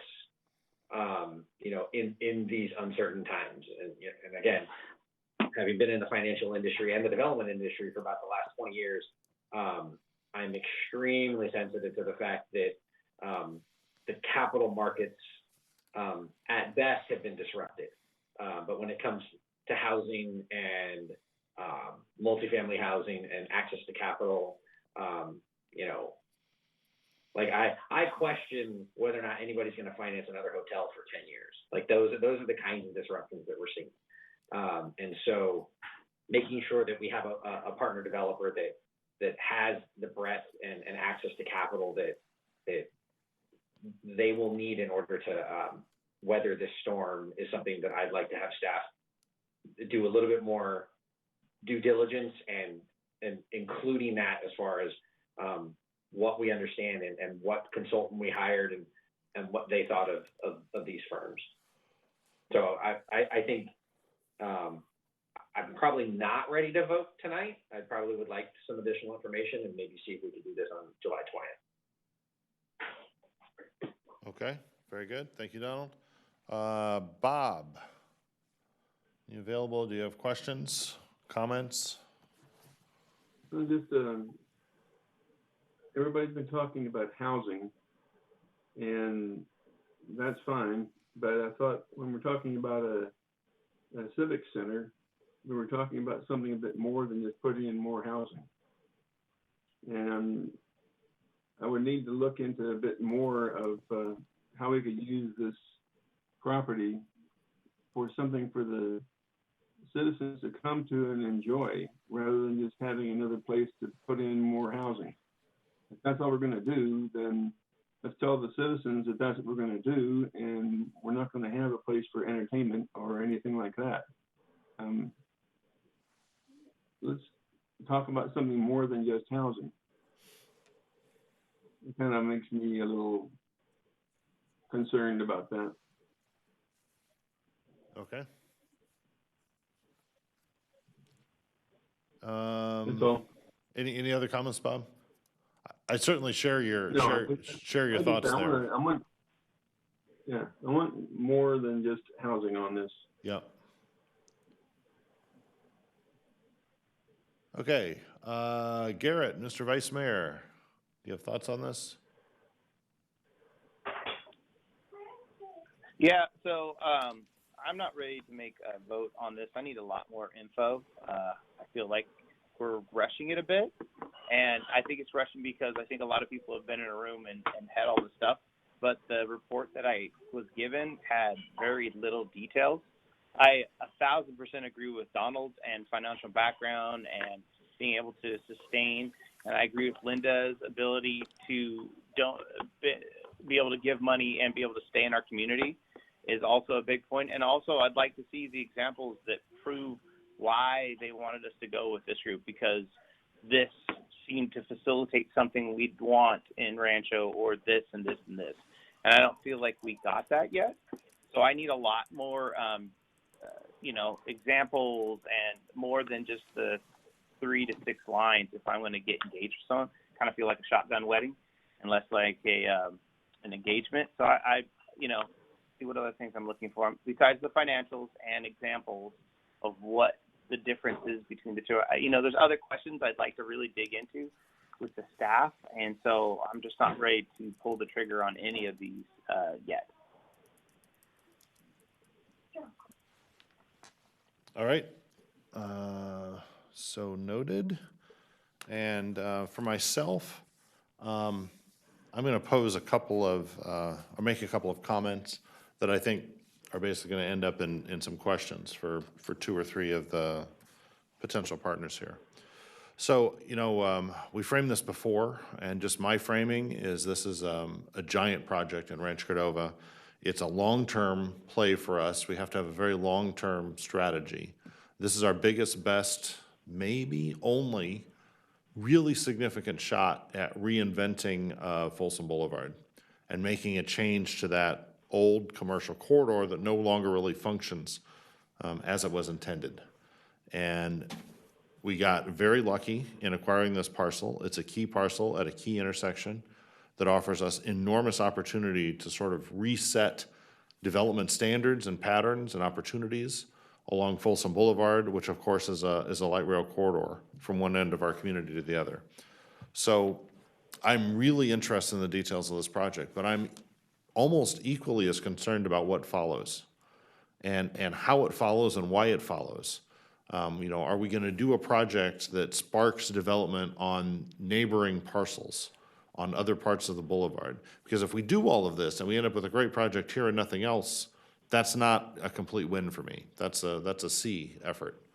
The A effort comes from this project sparking other commercial development, housing development, and remodels up and down Folsom Boulevard. That's what we need to see long-term to save this boulevard and stop it from degradation, and to support the surrounding neighborhoods with greater amenities. This is the route to that. And so I'm curious, in choosing a development partner, do they have that same sort of vision about how are we sparking this development along this corridor? And the second part of the question is, are they going to hang around and do something with that? Because presumably after you've done one, you're the expert. You've probably got more insight on how to accomplish that than anyone else. And for an example here, I have to point to to SKK and their work in Midtown, where they were sort of the first in Midtown, did a number of projects, and everyone else sort of caught on. And that, in a way, is kind of the spark we're looking for.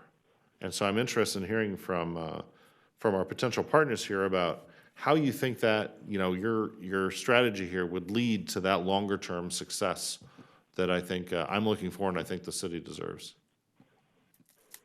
So if you guys want to take that on, I'll just go Swinerton, if you want to go first with that. Yeah, no, thank you for answering that. I'll let Bill start.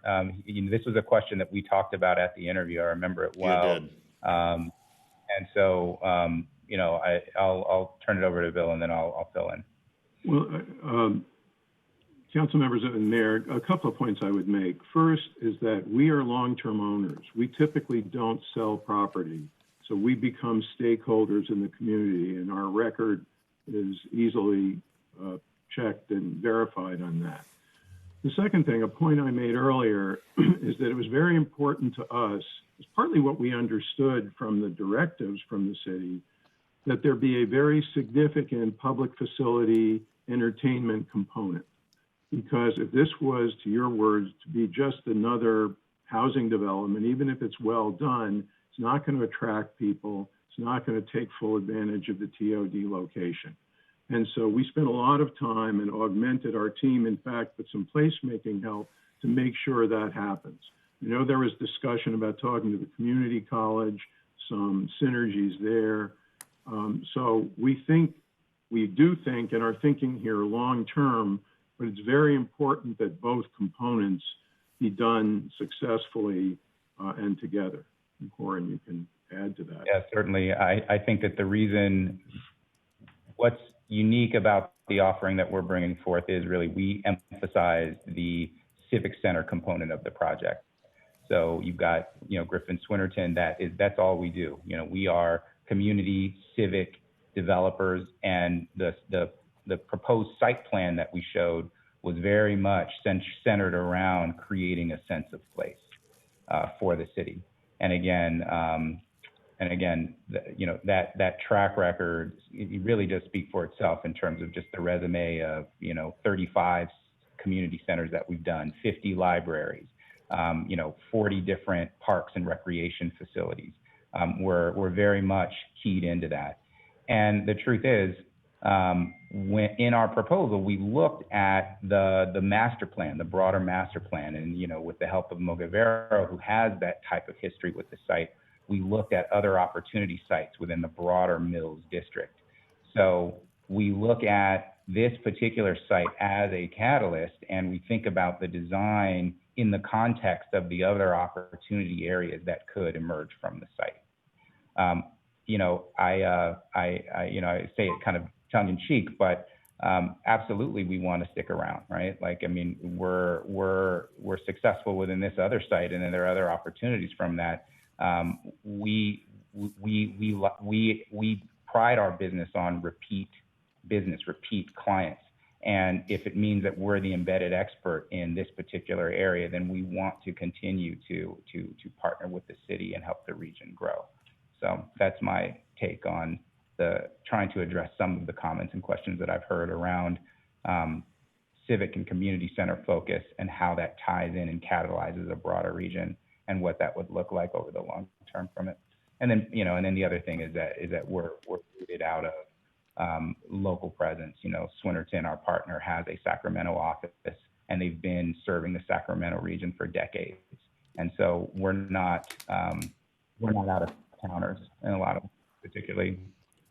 Well, we also always hire local contractors, consultants. The whole development team is fleshed out by people who know the cities in which we're working. Okay, very good. SKK, I don't know if this is Bill or John. I'll start, Mr. Mayor. I just think that you all know us. We've been around. I've been doing master plan developments for 30 years in a variety of jurisdictions in this region, and very familiar with going out and meeting with the locals. And I think, you know, there could not be a better developer for this project than City Volcatronis, STK Developments. He and I have worked together or on projects together during that time, and you can see the results. And not only in Midtown, where he's probably done half the fun, cool projects, and he was there 15, 18, 20 years ago when I was chairing CADA, the local redevelopment agency for Midtown, and there was nothing in Midtown. And we reached out and tried to do really the first amount of development, and City was the one that stepped up and did several of the projects, with the first mixed use in Midtown in 40 years. So I just let City talk though, because you know, you all know him, and you can answer some of the questions. Good evening, everyone. First of all, thank you for your nice comments, members of the council. It has been a lot of fun, okay, over the last 20 years. And we are very, very pleased with what has happened in the Midtown. In fact, later this year, hopefully we'll have built 1,000 units over the last 18, 19 years, which is awesome. We opened a couple of projects a few months ago. We started a couple more the last 60 days. With John, I have been working on doing stuff in town for 21, 22 years. With Bill, we started together about 15 years ago, trying to put the B Street Theater to create something for them. We had started before that. We continued in the 2000. The Great Recession came, we stopped, and then we were successful this time around to deliver something. Some stuff you never know how they'll work and what is ahead of us, what audits or other issues and other opportunities, but we have a commitment and we'll make sure that we'll deliver for you. And this one is a tremendous site to have both a great civic center, something that the city wants and needs, as well as housing that complement the two. And at the end of the day, it's not about constructing buildings, it's about bringing people together, how you do that. And Bill is the one that will help us in that process. Finally, if we are selected, we see this site as the first one of many that we can do along the corridor. That's how we have done things down here in Midtown, and that's how we would like to approach the over there in Rancho. Thank you. Okay. Very good. My second comment was going to be about the necessity of having a really vibrant outdoor center here, an attractor, a civic facility of some kind or multiple facilities with multiple partners. But all of you have made that point already in your responses and in your original little mini presentation here. So I appreciate that. I would just reiterate the importance of that. With regard to staff, it sounds like the majority of the council would like this item to come back with some more information. It sounds like financial capacity is an issue. I think what we might want to do is resurface some of their original presentation just to refresh ourselves, any members of the public looking over our shoulder at this point, some of the original things they presented in the early applications. Perhaps put that into a staff report or as an attachment. And then, you know, maybe there are example projects they've done that they view as being most applicable to our situation here, or elements of existing projects that they've done that would potentially be inspirational or somehow reflective on what we're looking at here. You know, it struck me, I looked at the first slide in the staff presentation, it had an old picture of Mill Station on there. And that was Mill Station, I don't know, at least 100 years ago, perhaps more, maybe 120 years ago. But it captured what was a community center then. And Mill Station is directly across Folsom Boulevard from this site. And it's sort of like that's the old original community center, and now we're talking about a new community center. Not perhaps, the community center I think may not be the best terms of art here, but just a vibrant space that can function, that people can come together and have activity in, that has a true sense of place, draws people from around the region, inspires people who live around it. That sort of a place, be it, you know, publicly available and privately rentable, all those things. I think it's kind of cool to think of Mill Station as being right across from the new sort of Mill Station that we're talking about here. So staff, I would suggest those sorts of additions to the staff report the next time this comes back. I would also propose, council, unless you object, to bringing this back in 2 weeks, our next meeting. Does that seem reasonable for staff to add a few things and answer a few not terribly complicated questions that have come up? Cyrus, do you have a I believe comment so. about that? I think that's a reasonable time frame. Micah, is there a problem with the 2-week return to the council? No, I think a lot of this information has actually, we already have through the proposal review process. So I don't think we have to create some of these things. And I will say, just from a broader sense, you know, with the selection committee and the recommendation that they made, it wasn't to discount the abilities of any of the developers. I think from a broad sense, everybody, all the teams, all the committee felt that any of these teams could do the job and can get it done.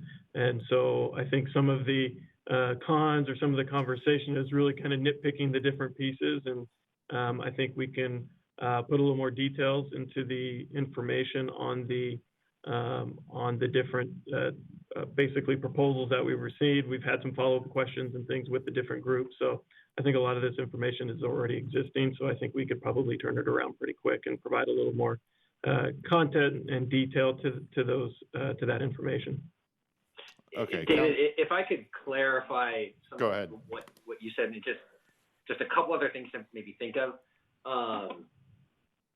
This is me, so I don't want to speak for everybody else. To me, the recommendations or evaluation I've seen so far is that it's coming down to two options.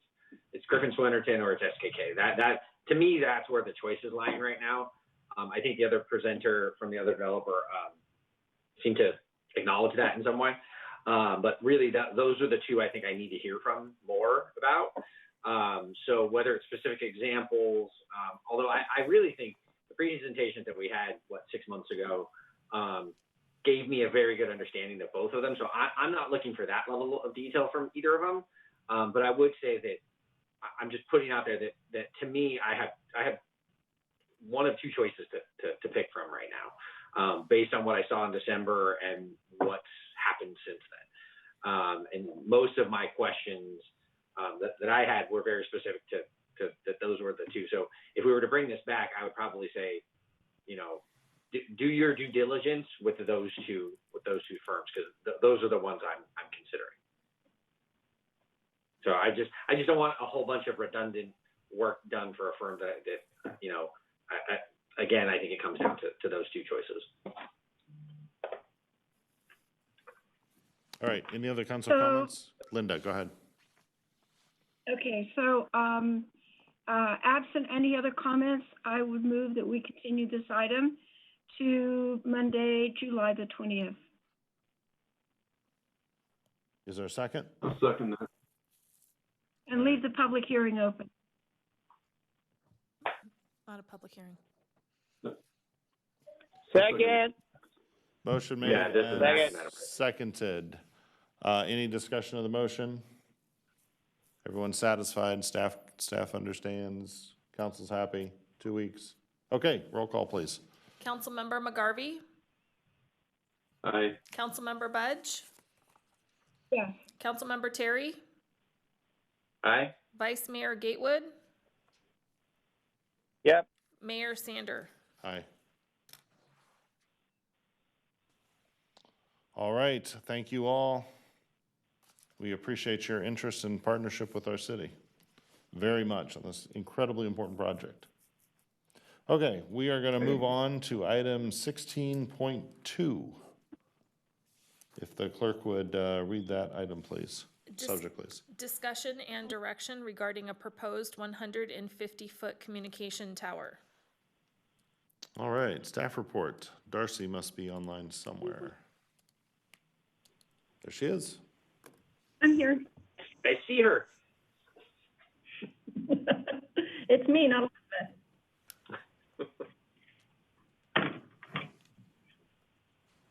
All right, good evening, Mayor and members of the council. Let me see if I have the ability to flip slides here. Before you this evening is a discussion and direction on communication tower. Next slide, please. The discussion this evening, can you go next slide? Thank you. Is on a 150-foot communication tower. This is not a proposal that we currently have as an application. It's a potential project that would come through. So what staff is looking for tonight is direction and feedback from the council that may be needed for a future submittal. No formal action will be taken. Next slide, please. So just going over a few details, the business that is looking to potentially locate this tower on their site is Datakate. They're located on Gold Canal Drive, and I'll show you a location map in the next slide. The intent and purpose of this communication tower is to provide a new public consumer internet service provider to Rancho Cordova. A co-location is not possible. They took a look at that, and based upon, this location was based upon a selection due to specific configurations to other communication towers located in Roseville and Rancho Marietta. The 150-foot max height will actually be determined once they start engineering the tower. So 150 feet would be the max, but it could potentially be lower than that. Next slide, please.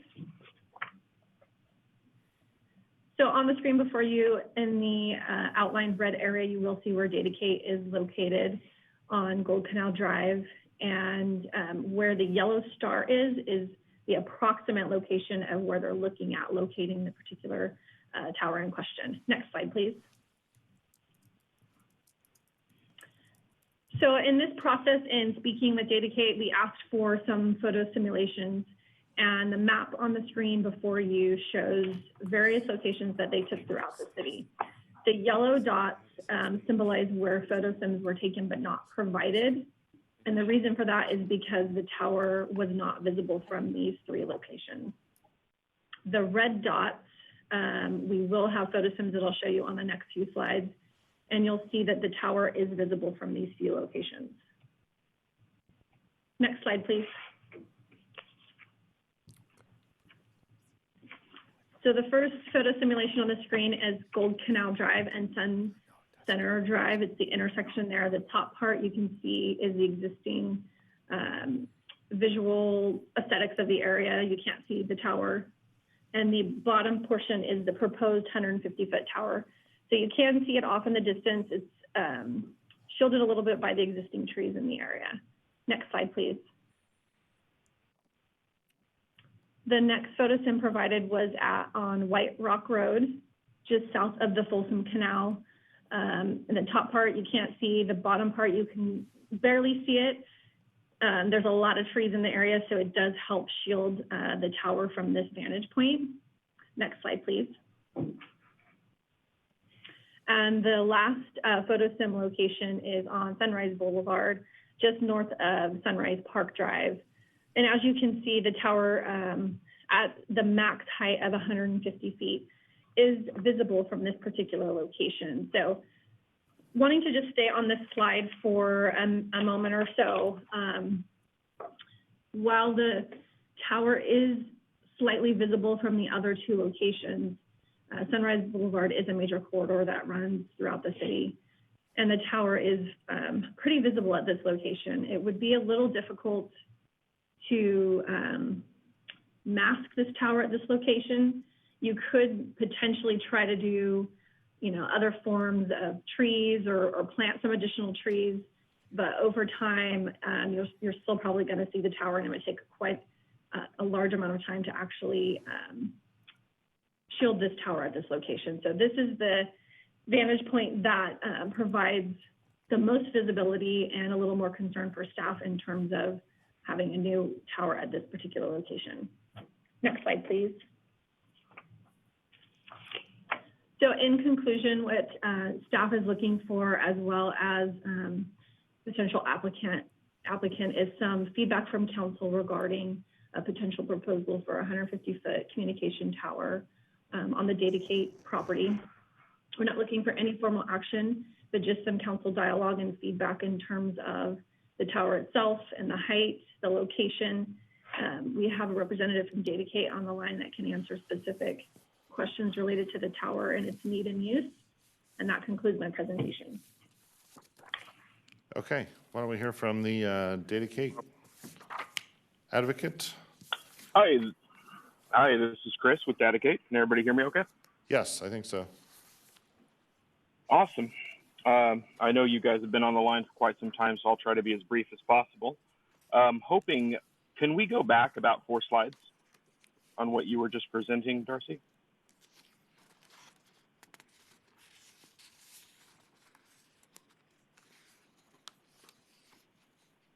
Just give us a moment. Yeah, no worries.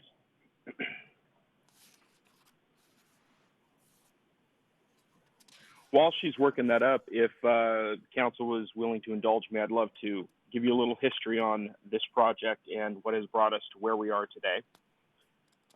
If everybody's interested in hearing that. Sure, go ahead. I'm sorry? Go ahead. Yes. Awesome.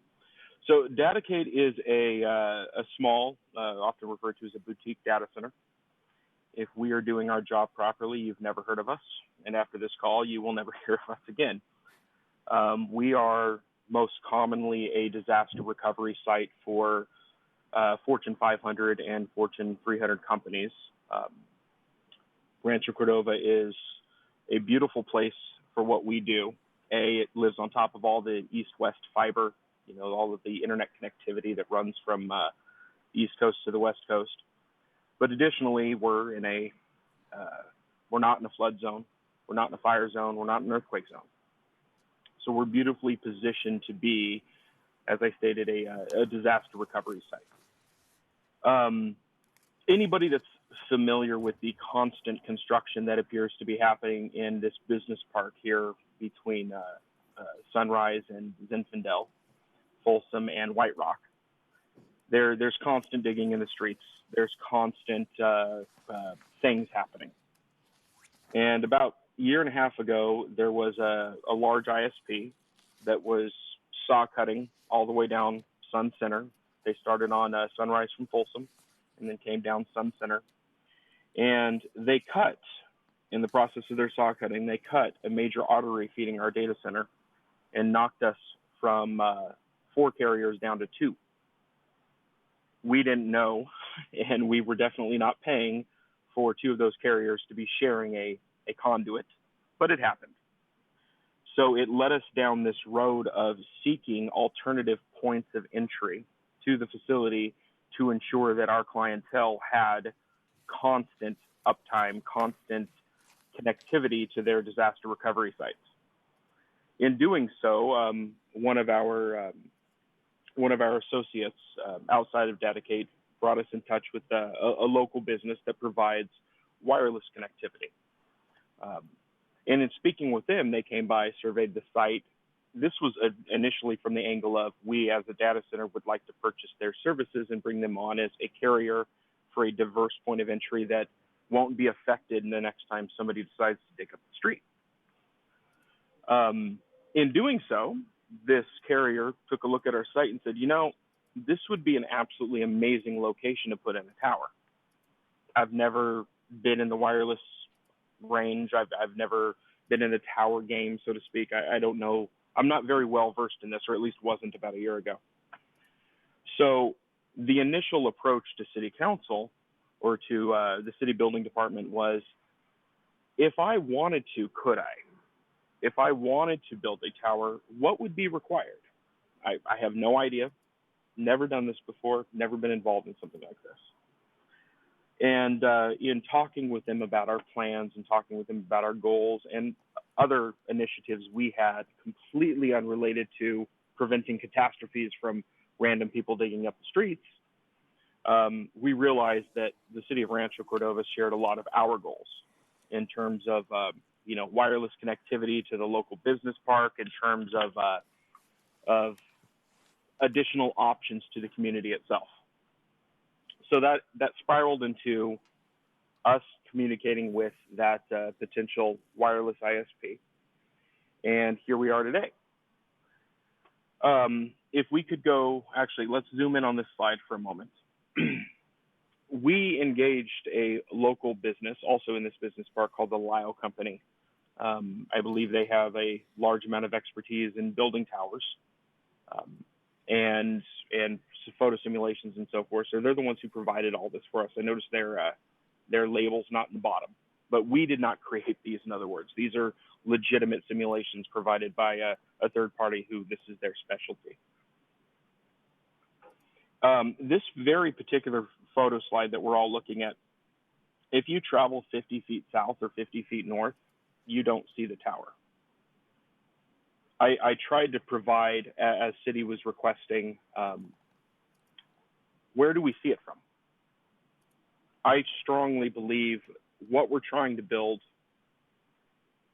won't have a visual impact to the neighborhood, to the area in general. So I tried to provide the absolute worst case simulations based on maximum proposed height, maximum ugliness, so to speak. And the city manager and I, and the economic development coordinator and I, had multiple conversations about anything I can do to make this thing look pretty, I'm gonna do. I don't want an ugly, unsightly monstrosity on my property. The goal of this initially was for our customers. But in realizing, in researching all this, we realized there are no other alternatives in this area, in our community, other than Comcast, AT&T, and the horrible customer service that follows along with them, and the egregious price gouging that follows along with them. So we started seeing an opportunity to also bring in another alternative, or an alternative to these giants, that is a locally based company that provides equivalent level services, equivalent level pricing, but slightly better customer service, somebody that with a 916 phone number, in other words. If we can go to the next slide.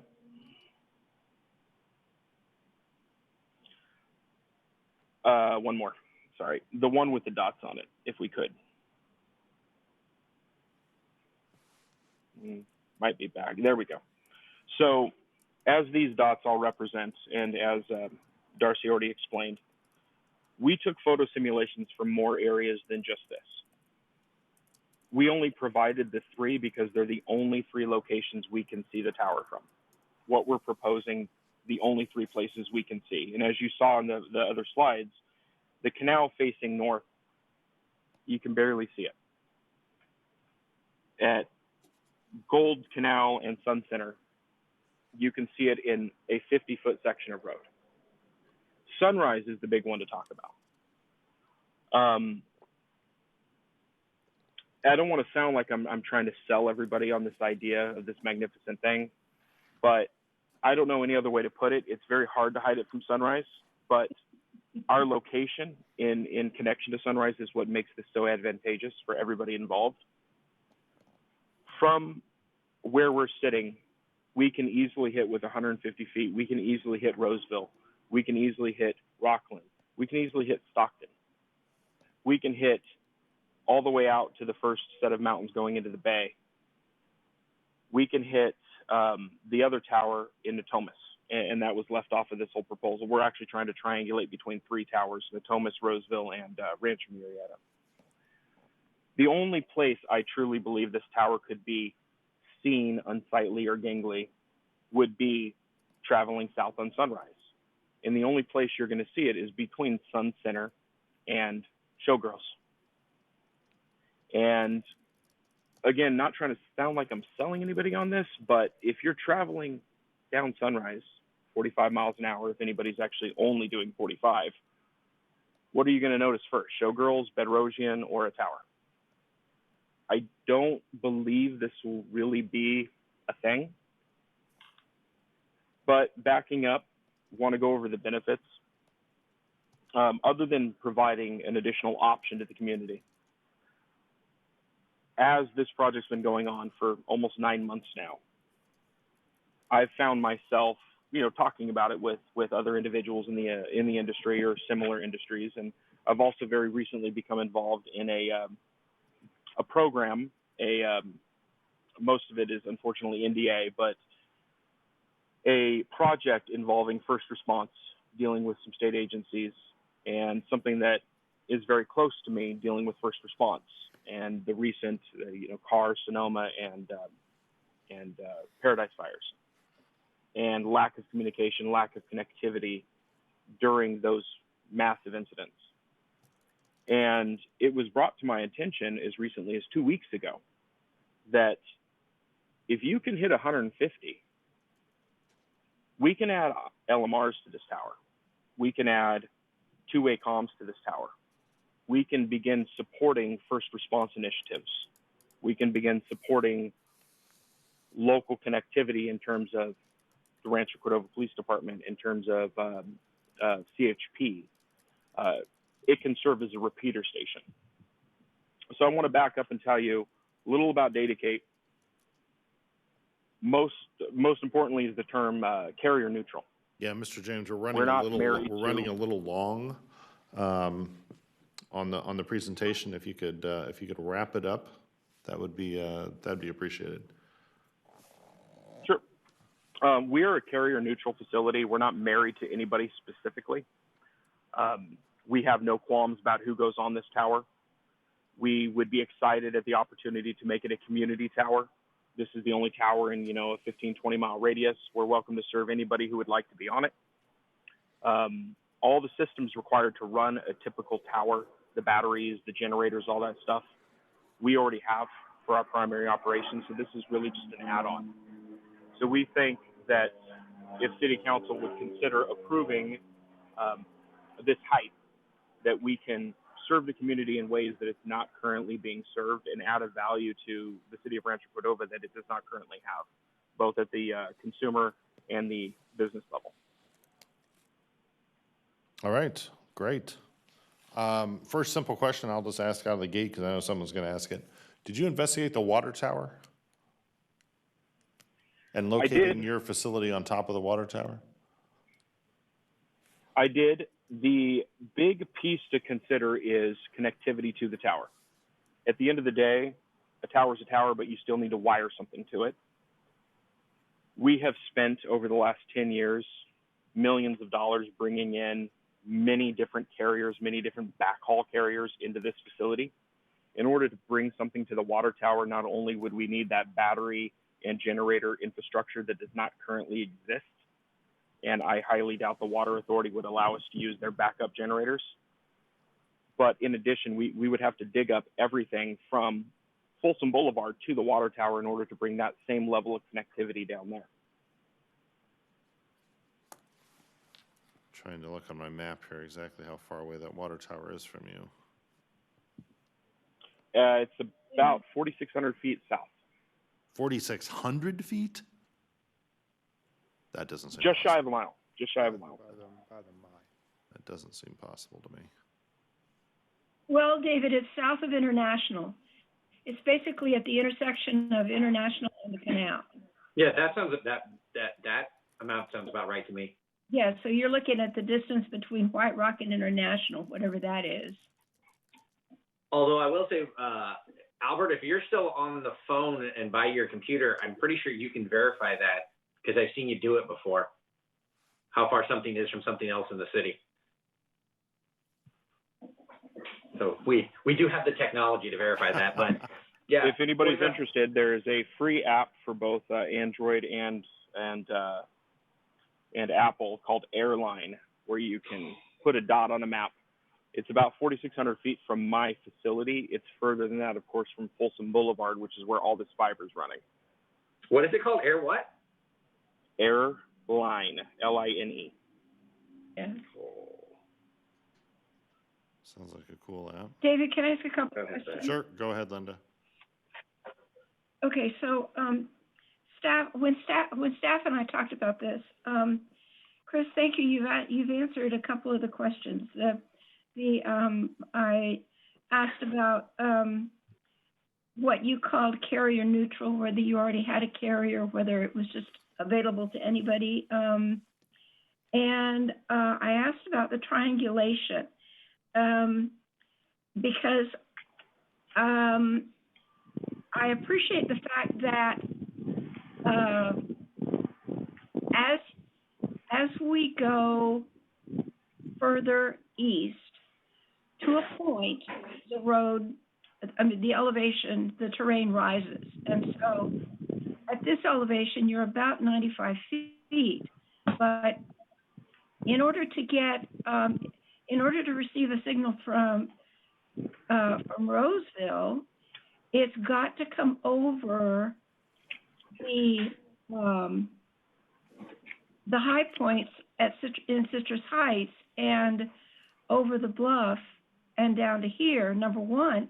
And then number two, to get down to Rancho Marietta, you've got to go over, you got to go over the dump and it just seemed to me that whatever's in Rancho Marietta would have to be about 500 feet tall, the way the one is out on North Market. And so it seemed to me that this wasn't the logical location. The logical location was east of Sunrise, somewhere on Lou Young. So let's back up. Again, there's another great website. It's by a company called Ubiquity. Airlink. Just Google Ubiquity Airlink, and they can give you a visual topology point-to-point map. Our tower in Roseville is 300 feet. Our tower on North Market in Natomas is 550 feet. Yeah, you're on the big one out there. Exactly. Yeah. So, I mean, if I had my way, and this is definitely not on today's docket, but some of the conversations I've had in the last couple of weeks related to first responders and related to supporting another project that I'm involved in, I'd love to come to the city and say, I need 500 feet, and here's my FCC clearance, and here's 3 letters from the state, including one from a senator that says why. But we're not there yet. And I'm not going to ask for that at this particular location because I do think it's too close to Sunrise. I'd rather be more into the business park for something like that. But from this particular location, we've confirmed that we can hit our other 3 tower locations without incident, without issue. And we've also confirmed that at 150 feet, just based on the surrounding topology, we can easily hit anywhere we need to when it comes to two-way repeater, LMR, ham radio communications. So I think that as long as, I'm happy to sign anything when it comes to this piece, as far as the carrier neutral thing. Anybody that wants on the tower, I'd love to have them. I'd love to have that presence. I'd love to have that clientele. I mean, we're a small business. We've been here for just north of 10 years, quietly, of course, because that's the nature of what we do. But after watching close family to me lose their homes in the car fire and have no communication for 5 straight days because everything was down up there. Cell towers are burnt, phone lines are full. We're involved in another project to get around that, and this tower can greatly benefit us in that as well. But that doesn't matter to Rancho at this very moment in time. What matters at this very moment in time is how we can serve the community. And anybody on this call, anybody listening in, tell me the last time you called Comcast, how much fun was that? Tell me the last time, just 2 weeks ago, AT&T had a fiber cut. They were down for 3 days. CCI, Consolidated Communications out of Roseville, which serves a lot of the DSL in this area, was down for 11 days. Having this alternative prevents that. And I'm sure that anybody interested, I would love to have a sidebar after this council meeting about my free Wi-Fi initiatives that I wanted to do for the business park, mainly because I'm a sucker for Solitaire, and I have no cell reception when I'm at Solitaire. I wanted to blanket the entire business park in free Wi-Fi just so I would have reception at Solitaire. But that's another topic for another day. Okay, Chris. But, so I appreciate your comments. when you look at it from our perspective, then being carrier neutral is a two-way, it's a mixed blessing, okay? Number one, if we want to minimize the number of cell towers that go up around Rancho Cordova, and having somebody just go up and just stick up a tower and say, hi, here, I'm a tower, I'm available, as a marketing campaign is less desirable than somebody who is saying, I have a specific project with these specific people and filling this specific void in my service capacity. So that's why I asked the question. You have a little bit different take on that, and I appreciate what you're trying to do in terms of fill in a hole in an existing system. But otherwise, just kind of being carrier neutral almost sounds like, oh, I have a piece of ground, I'm going to stick up a tower, and maybe somebody will land on it. So, enough said, David. Thank you. Okay. Other council comments or questions?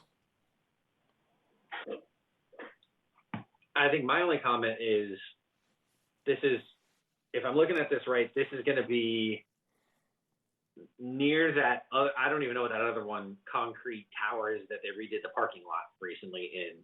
Oh, that's the old Teledyne location, Donald, and it's down at the intersection of Kilgore and White Rock, over there where the yellow dot is. Yeah.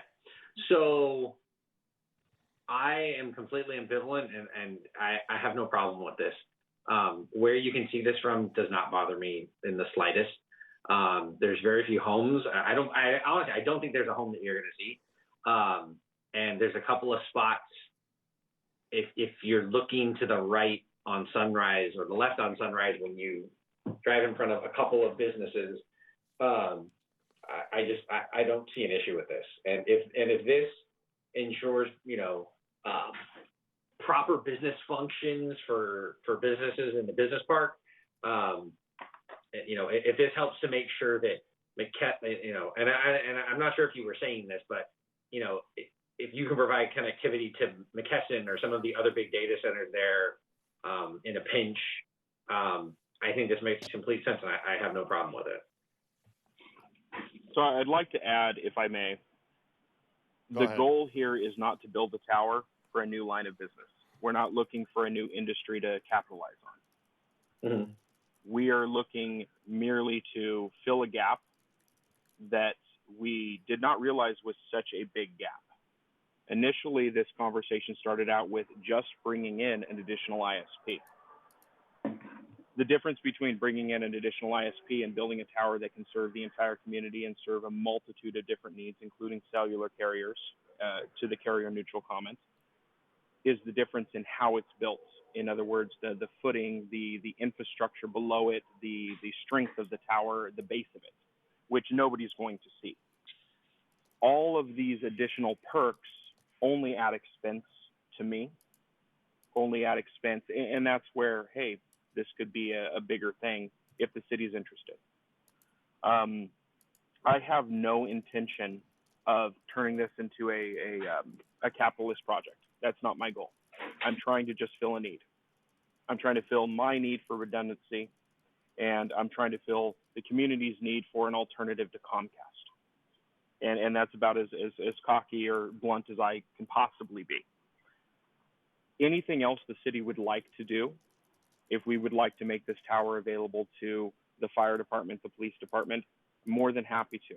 I'm not looking for funds. I'm not looking for profit off of that, but I'm more than happy to provide my resources, especially because, then our name gets out there in a very quiet manner, which is how we do things. We don't advertise on billboards. That's not our type of business. We don't want people to know who we are. There's no signage for a reason. Okay, other council questions?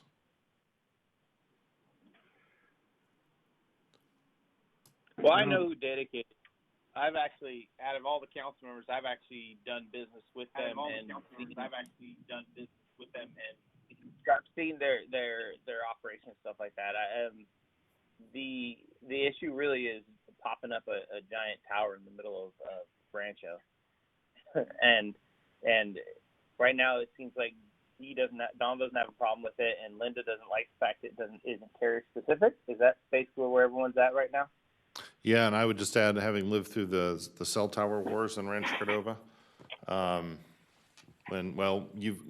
you've all experienced some of them, when we had one cell tower being proposed across the street from another one because the two didn't want to talk to each other. These little battles get ugly, and we're left with the permanent ugliness of the giant tower. So it's a sensitive issue, I would say, to the community in that regard. Lots of people apparently would like a tower. We have to be careful about where we put them and for what benefit. Well, to be fair, Rancho doesn't have any towers like Roseville doesn't have any towers like Natomas does. We're not competing. We're not competing properly for the city we want to be. And that is a fact. But this gives the city the ability to say, you know what, both your tower projects are declined. Go talk to Data Cape. Tell me Data Cape's unfair. Tell me for 1 minute we're being unfair. We won't be. That's not who we are. That's not who we've ever been.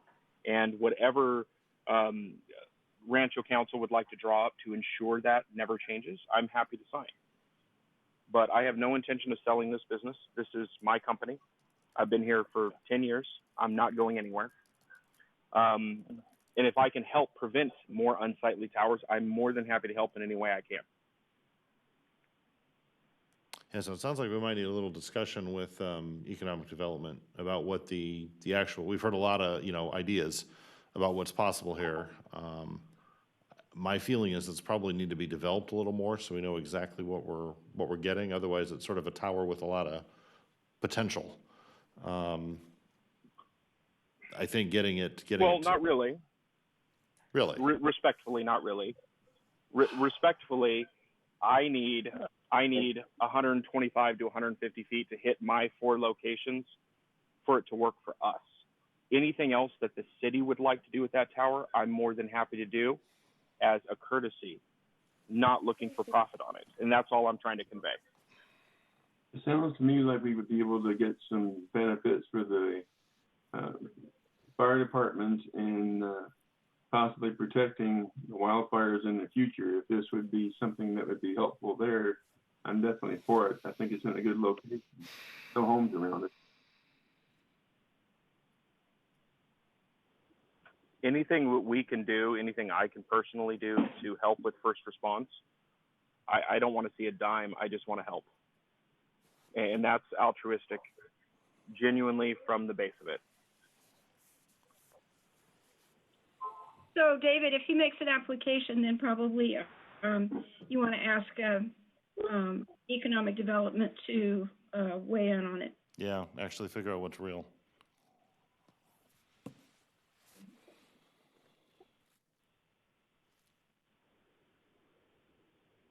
Well, if it goes to a vote, I'm going to vote for it.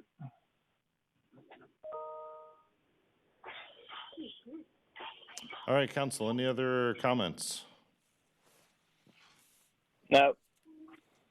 Basically, we're just here for general discussion. A future submittal is likely or possible. Anything else? Okay. I don't have the ability to waste time or resources as a small company on submitting something that's going to be declined. That's why I've gone through all of this process for the last 6 to 9 months with the city. So if you guys aren't interested in approving this, then we can just kill it now, and that's okay. I didn't hear anybody say they were against it. No, I'm just saying if everybody's okay with the idea of a 150-foot tower at this location, then tell me the next steps. I'm happy to do whatever I need to do. I'm still concerned about the visual impact. I'm concerned about what is actually possible to benefit the city here. I hear a lot of, could happen.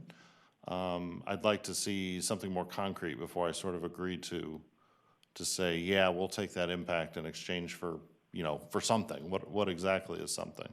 I appreciate your business being here, and your business development means something to me, but I don't know if it means 150-foot tower is okay without some additional concrete benefits. That's sort of what my position would be at this point. And realistically, that's the whole point of the permit process, to give the other departments an opportunity to weigh in.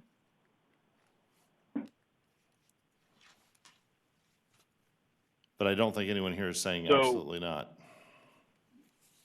Should I proceed with presenting an application? That's the normal course of business, yeah. So you would start that process, we'd have discussions with you, you could pretty much early on figure out, you know, is this a problem or not? You could certainly sound us out individually. This is how projects work in a city. And I think it'd be worth your while. economic development staff can certainly help you with that. Any other comments, council or applicants? Any other questions? Hey, Chris, is Ed still there? I'm sorry? Does Ed still work with you? Yes. Okay. Well, he's done this before. He should know. Who was it that said they worked with us before? I'm curious. Garrett Gatewood. What was the company name? I'm not supposed to say that out loud. I'm sorry. Okay, guys, we're in the weeds. We have more. No worries. Yeah, I was just curious. we got a I'm full sorry. agenda still this evening. More applications. Yeah. Well, I'm sorry to take everybody's time or more time. Thank you everybody for your time, and I will proceed with submitting a formal application next. All right, thank you, sir. Very good, thank you. Okay, that was item 16.2. We're going to move on to 16.3. If the clerk would read that item. Subject. Proposed amendments to Chapter 6.21 of the Rancho Cordova Municipal Code regarding commercial and multifamily recycling and organics collection requirements in state law. And staff report. Oh, you know, I was supposed to ask, I assumed you would have waved at me if there was any public comment on the last item. There was no public There was comment. no, excellent. Okay, staff report on item 16.3. Who's got this one? Steve?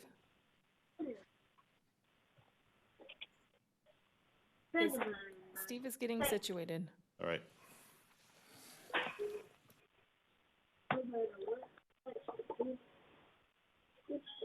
Good evening, Mayor Sander. Can you hear me? Yes. Yes. Yes. Okay. Thank you, Mayor Sander, members of the council. I'm Steve Harriman with Public Works Department. With me tonight is William Schoen with R3 Consulting Group, and I want to make sure that William is also on the call and able to speak up. Are we hearing from William? I am here. Can you hear me?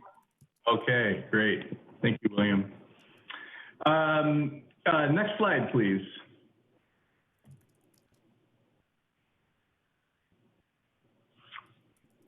Next slide. There we go. We are going to talk tonight about some proposed amendments to our municipal code related to SB 1383, which is legislation that's affecting organic waste. All that we're asking tonight is that council direct staff to return to the council at a later date with some amendments to our municipal code. We're also going to give a quick update on our residential program changes and the developments with that. Next slide, please. So organic waste is the largest component of the waste stream in California. We currently put in our landfills in California every year 20 to 23 million tons of organic waste, about 2/3 of our waste stream. About 18% of our waste stream is food, and that is at a time when 5.6 million tons of food waste are disposed every year, when about 1 in 8 Californians and 1 in 5 children are food insecure in California. Next slide, please. So the primary issue here is that when organic waste goes into a landfill, it decomposes in an anaerobic environment and it generates methane gas. And methane gas is a very potent contributor to climate change and much more powerful than CO2. So in effect, the California legislature has directed very strongly that California jurisdictions stop putting organic waste into landfills, and again, primarily in a way to combat climate change. Next slide, please. So what we're talking about tonight is primarily SB 1383, called the Short-Lived Climate Pollutant Act. And it requires that California as a state reduce landfill disposal of organic waste by 75% by 2025. That means that in the next 5 years or so, 20 million tons of organic waste that are currently going to landfills need to be diverted out of the landfill. And those materials include food waste, green waste, and certain paper products. By January 1 of 22, local governments are required to provide organic waste collection for all residences, and most businesses. We're required to conduct outreach and education to generators of commercial waste. We're required to inspect and enforce generators for compliance with SB 1383. And finally, we are required to establish an edible food recovery program. Next slide, please. So in City Hall, about 2 years ago now, we set up a kind of a demonstration project. And so this is what is basically going to be implemented in businesses state and in Rancho Cordova, but basically a 3-stream system. One obviously would be landfill for disposal, and then traditional recycling of paper and beverage containers and those types of items, and then finally organics and food scraps. Next slide, please. The good news is we already have some businesses in Cordova that are doing a great job with this. The picture on the left is Safeway on Folsom Boulevard, and they take all of the organic waste from their produce area and outdated items and things like that, and they actually backhaul it in trucks to their distribution center, and from there it goes to different processing facilities. And so they divert a huge amount of organic material already, and they're doing a great job with it. Picture on the right is VSP, and they, throughout their campus, they have a similar setup to what we have in City Hall. Next slide, please. So in our commercial and multifamily system, we have a non-exclusive franchise system for waste hauling and recycling services. What that means is we currently have about 10 waste hauling companies that have franchises with the city, and they compete openly for commercial and multifamily and also construction and demolition accounts. An important point here is that the city does not regulate commercial rates like that happens in some cities. In our system, we have a completely open market system, and commercial businesses are free to negotiate their rates with their hauler. They're free to change haulers if they like, and we do not get in the middle of the rate system at all. So in our current ordinance, the municipal code with regard to the franchise waste haulers, it says that franchise waste haulers shall offer collection service, and offer is the key word there, for designated recyclable materials and organic recyclable materials. So this requirement for haulers to offer the service has not worked very well. And in many cases, a representative from the hauling company goes into a business and says, would you like to have a recycling program or organics? And it's required by state law. And the business owner says, no, I don't think that I want that. And the hauler says, well, okay. And the hauler has done their job there because they offered it to the business. So this has not worked very well. We have been notified by CalRecycle, which is the agency that regulates waste in California, that our compliance is very low and that there's going to be enforcement actions taken unless we can get our compliance rate up. Next slide, please. So this is showing where we are in terms of commercial recycling. And we currently have, the number's a little bit higher now actually, but it's about 900 commercial customers in Rancho Cordova that are required by state law to have a commercial recycling program at their site. Currently, we have, we're at 68%, so about 580 are in compliance with the recycling requirements. Next slide, please. And for the organics requirements, it's much worse. We're at about 15%. So again, we have about 900 customers that fall within the parameters of the law and are required to have an organics recycling system in place.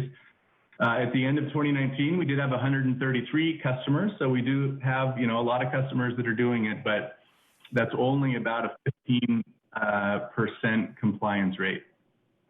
I wanted to add a point for clarity on this slide.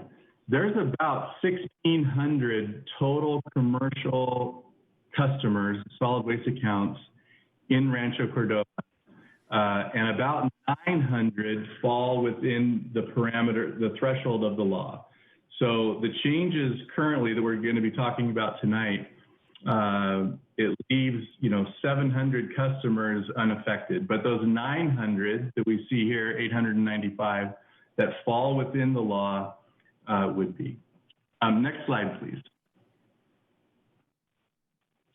So this is the proposed change that we would like to make to the code, and it would say that franchise waste haulers shall not provide garbage collection services to a business or multifamily covered generator unless that business or multifamily generator is also receiving both recyclable material and organic waste collection services from the franchise hauler. So this is really a requirement on the waste haulers, and it just changes the conversation that they have with their commercial customers from, I'm offering you this service and you can decide if you would like to take it or not, to, I may not provide garbage collection services to you unless you're fully in compliance with both the recycling and organics system.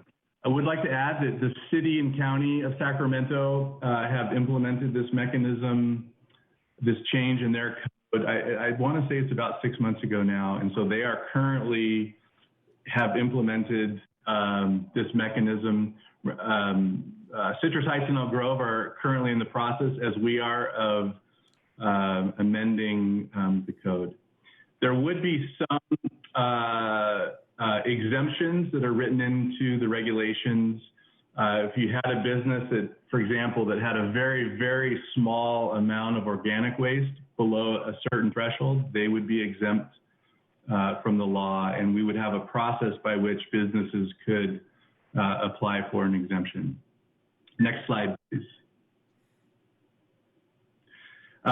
So basically the way that this would work, if a customer was to tell the waste hauler that I absolutely do not want to have recycling and or organics collection service, the waste hauler would basically notify the city, but also notify that customer that, in 30 days, we can no longer provide garbage collection service to you. And if after 30 days, no action is taken, the waste hauler would either lock the trash bins or remove those bins from the business. And at that point, that customer would be turned over to code enforcement because, of course, our municipal code requires that every commercial business and multifamily property have trash service. So, we're not expecting a lot of people to get to this point, but this is basically how it would play out ultimately if somebody refused to have the recycling or organics. Next slide, please. So there's been a big question here about the cost impacts, and I want to be very open and transparent that this is going to have a cost impact on businesses. both on the recycling side and on the organic side. On the organic side, we currently do not have a local facility that is accepting and processing mixed organic waste. So our waste haulers are transporting these materials to, faraway facilities, Yolo, Napa, Fresno, those kinds of places. And once they get the material there, the tipping fees are typically in the range of $80 to $100 per ton for those materials. The other issue here is that the market for recyclables, and I'm talking about paper and beverage containers and cardboard and things like that, has dropped significantly. And 2 to 3 years ago, our waste haulers were able to sell that material for about $50 a ton, roughly, on average, that mixed waste stream. And today, they're actually having to pay to get rid of mixed recyclables. And so there has been a big swing in that market. Next slide, please. So I've asked, we've had a lot of discussion about how to present this information and what we think that the impact to customer rates may be. And obviously, we're showing a huge range here of 20 to 100%. But it really depends on a number of factors. One is, what is the current level of service that a customer is currently receiving, and what are the new services that they are going to have. I think there's going to be, especially for those customers who only have trash service now, there will be some opportunity for them to reduce their trash service, which would be a savings because they would have recycling and organic separate. So, there would be a net increase, but it would reduce at least the trash component. I really want to stress that customers may negotiate rates and they may switch franchise haulers. A lot of customers, commercial customers I talk to, are not aware of the fact that there are multiple waste haulers and they can choose whoever they like, and they are certainly free to negotiate those prices. And finally, customers can also use different haulers and realize, this isn't perfect, but if they wanted to, they could use a different hauler for garbage, recycling, and or organic. So, it is impossible for us, especially given that we as a city do not regulate rates. It's pretty much impossible for us to say exactly what those rate increases are going to be. Next slide, please. So this is just a basic kind of example. We have a lot of customers, probably the majority, the largest segment have a 4 cubic yard trash bin that is collected 1 time a week. And let's just say this customer didn't have recycling organics. One option is they could go to 2 cubic yards of trash, 2 cubic yards of recycling, and have a 65-gallon cart for organics. And that would have their total weekly capacity of those 3 waste streams at 4.3 cubic yards, which would be compliant with the legislation. Option 2, they might be able to reduce a little bit, have 1.5 yards of trash, 1.5 yards of recycling, a 65-gallon cart for organics. So their weekly service would go down to 3.3 cubic yards. Again, that would be compliant with the legislation. Next slide, please. So the next step is we would like to go through and make those changes to our municipal code and return to the council shortly with that amendment. There are going to be required to be some amendments to our commercial solid waste franchise agreement. So once I think we get the code amended, we would follow up with the franchise agreements. Continued outreach to businesses and multifamily complexes with education and assistance. And I want to stress that, our goal really here is to be educators and facilitators for our businesses in multifamily complexes. And sort of related to that, implementation of an inspection and enforcement mechanism. And we do have a code enforcement officer that works on Russ's team, who's going to be starting with us after Labor Day. And he's going to be out working with businesses, visiting them, giving them information and materials, and helping them get started. The law does require that we do have an enforcement mechanism at some point if a customer continues to not be in compliance. And of course, we will continue with updates to our website and our print materials. Slide. So we've looked at this before, but just want to give a quick update. Again, we would be required by January 1st of 2022 to have also a residential food waste collection program in place. The current scenario that we're looking at is that we would ask residents to put their food waste into their green compost can or yard clippings can, and that can would be picked up every week. The garbage can would also continue to be picked up every week, and the recycling can would be picked up every other week as it currently is. Next slide, please. So that's a whole additional truck coming through every week or every other week. It is. Yeah. That's right. It is. Yep. So right now, you're exactly right. Right now, and what's nice now actually is the entire city is on recycling 1 week, and the entire city is on green waste the opposite week. And so it's very easy to educate folks. With this system, it's going to be a little more complicated because everybody will have garbage every week.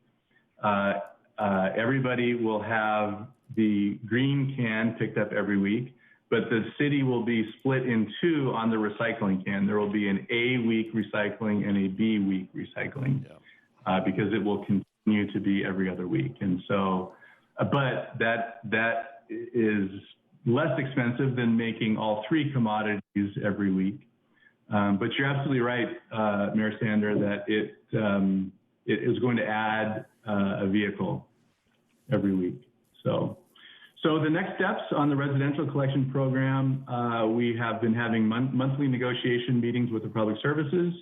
Of course, our objective is that we reduce the rate impact while complying with the law.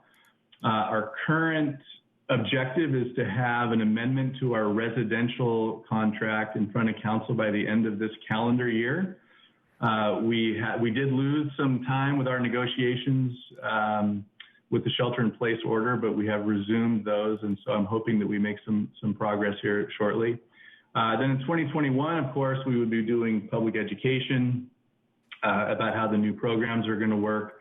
There is going to be some reroute involved. There may be some day changes for the recycle A and B weeks.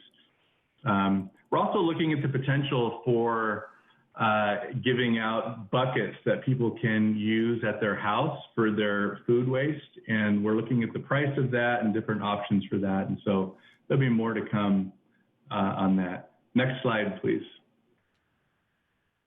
So just my final thoughts. These are big changes to both our residential and commercial customers. These changes are, of course, required by state law, and there are going to be some cost increases related to these. Businesses and commercial generators certainly have the power to take steps to reduce costs, and we are available to help commercial customers with that. And finally, we're just asking for direction from the council to draft some amendments to our current ordinance for council approval, and we would bring those back for approval. And with that, I would take questions and comments. I have a question and a comment. Go right ahead, Linda. Okay. So, Steve, you know, I'm a strong supporter of this.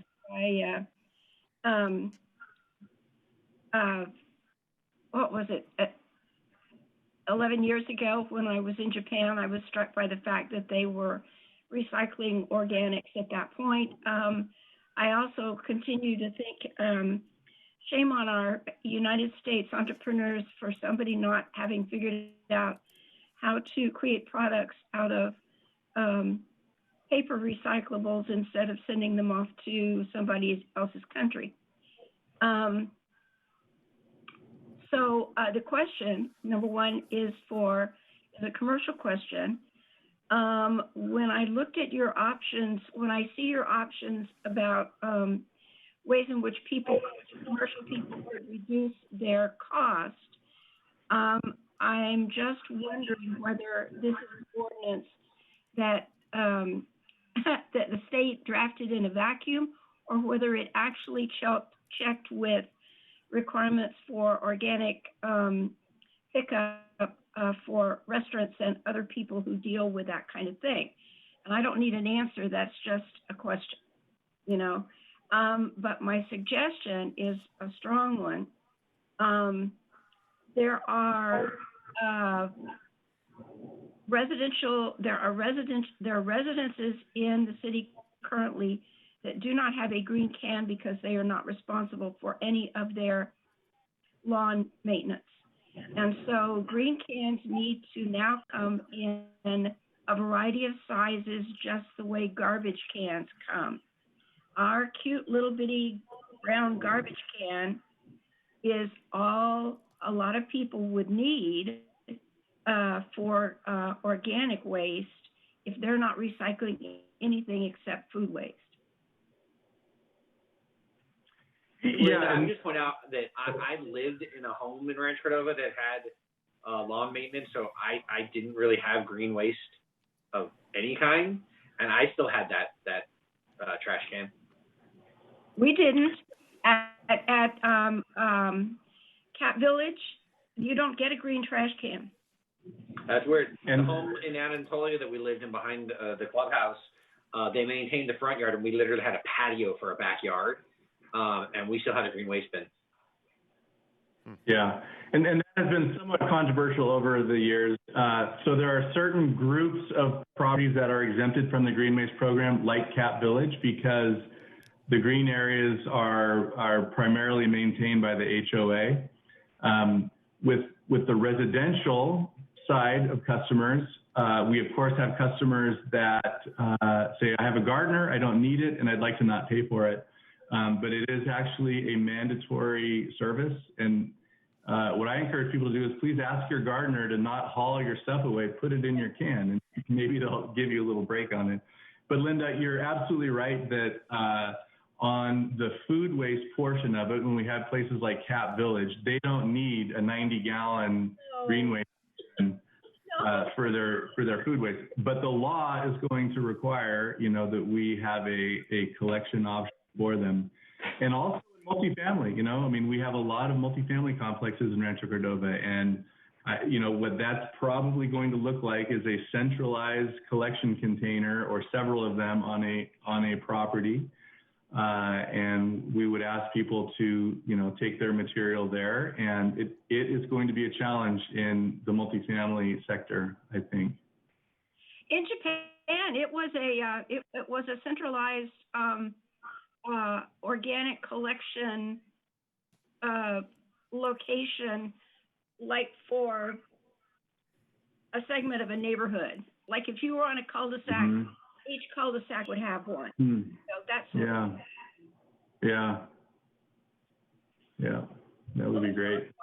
Opportunity to be creative.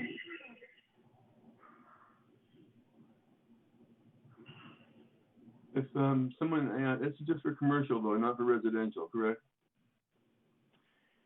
Actually, the code amendment, Councilmember McGarvey, that we're talking about tonight is just for commercial and multifamily. So it would address the portion of the code that addresses commercial and multifamily. We did give an update on the residential side, more just as an informational item for council.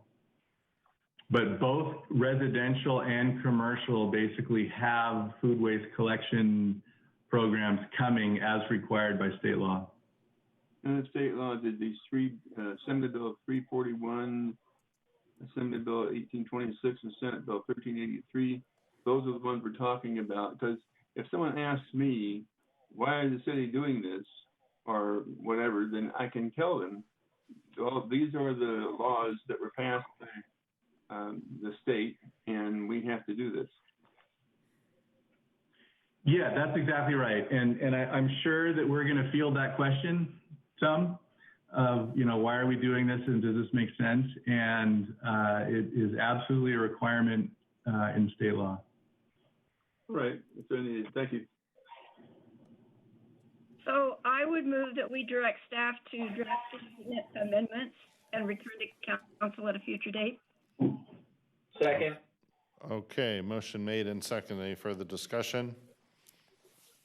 Are there any public comment for this item? There is Diane Rogers, I'm sorry. And Diane. Diane, oops. Diane, you can speak. You'll have 3 minutes. Thank you, Mr. Mayor and members of the council. Steve's done a great job. Still, aren't I? Can you guys hear me? Yes. Yep. Okay, it came up. Steve's done a great job and has reached out to the community. And I understand that this isn't a situation that we're handicapped by.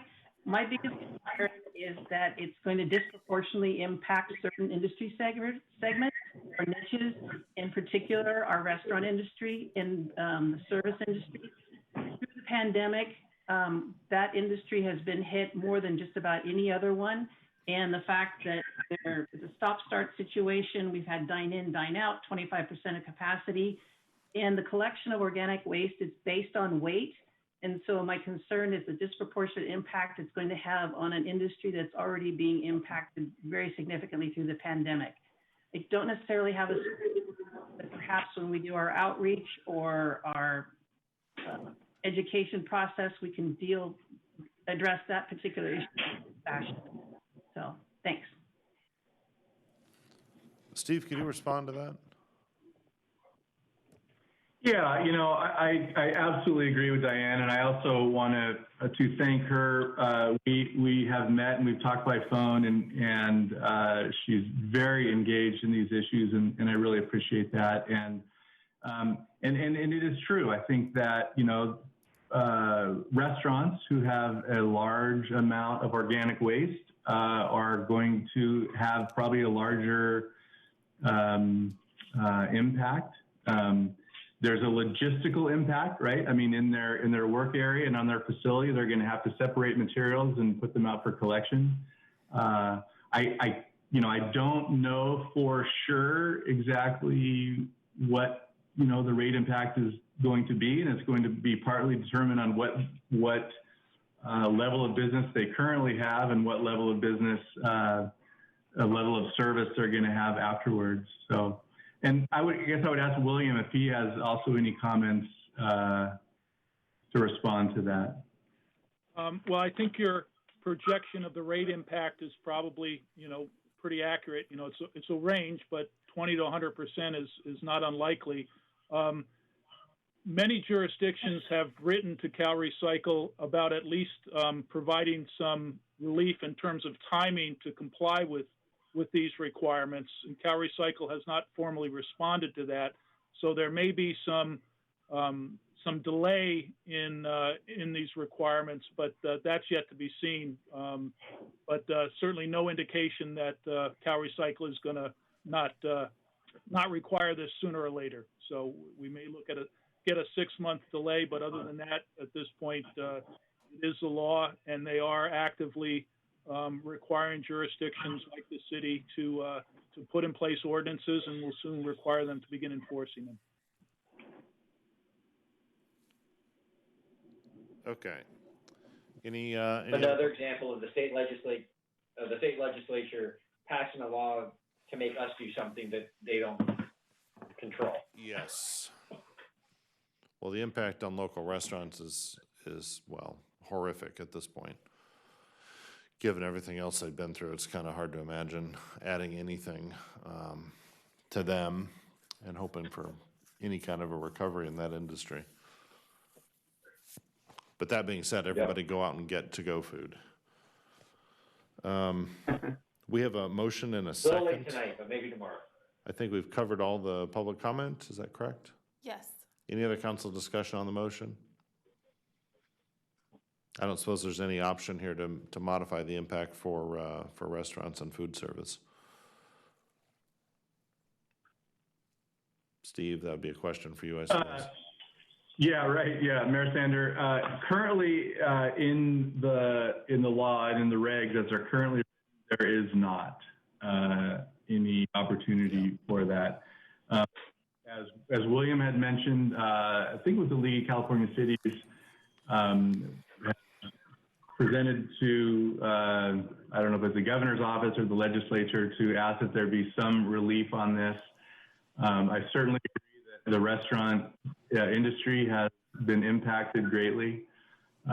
So, you know, I guess my objective here would be that we can at least amend our code, and the manner in which we roll it out, we have some control over that. I want to stress that my number one objective going forward is education and facilitation, not regulation and enforcement.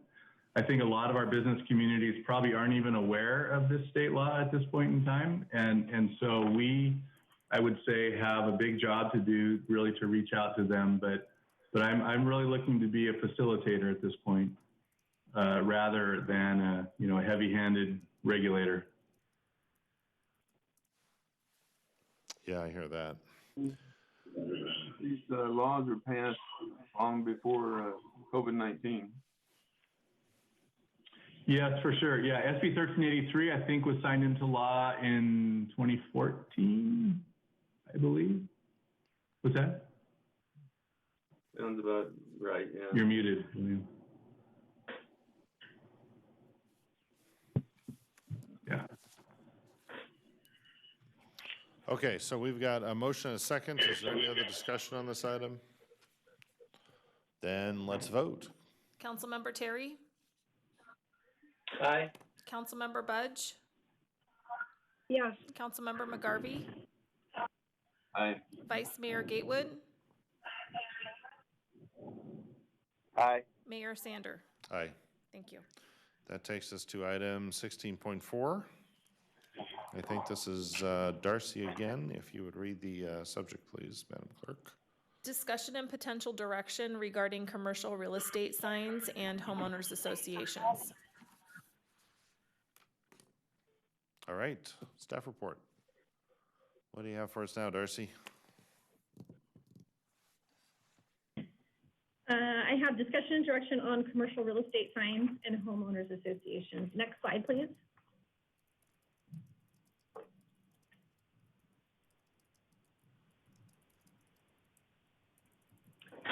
So the purpose of tonight's meeting is to talk about the existing requirements in terms of how the city requires homeowners associations, and to discuss commercial real estate signs, the current requirements, and some issues that have been raised. Again, there'll be no formal action taken on this item. We're just looking for council direction and feedback. So on the slide before you, there's two specific questions we're going to be asking, and these will be up at the end of the meeting. The first one is related to the HOAs. So that question relates to, is the current city practice related to the formation of HOAs sufficient, or would the council like staff to explore other options?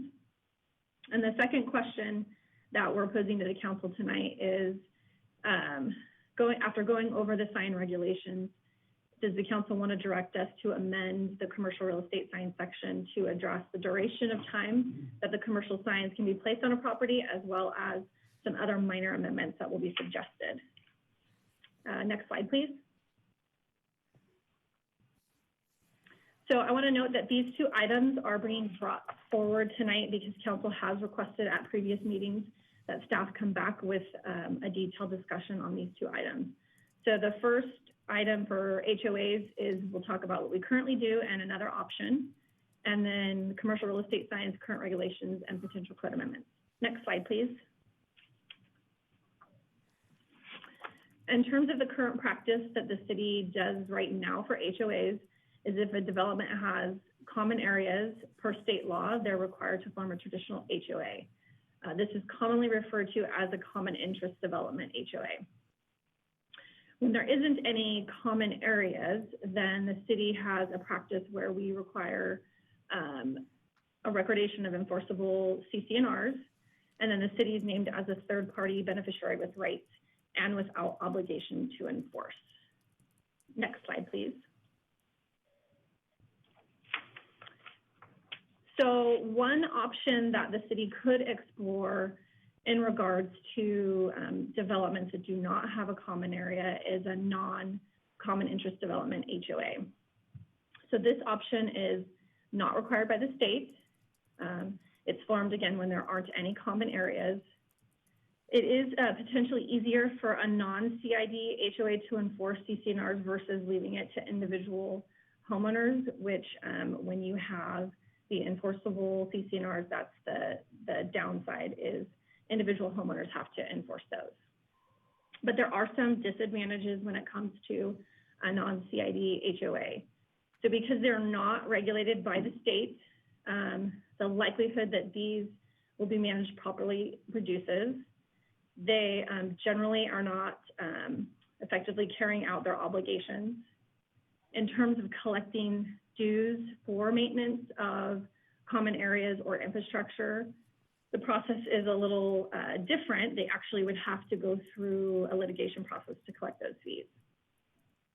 And a non-CID HOA, in terms of the cost, is reduced, and there's a shorter time frame to go through the California Department of Real Estate. So while this may be more favorable to developers, this does pose an issue for staff in terms of the overall effectiveness and management. So before we go into commercial real estate signs, does anybody have any questions about HOAs?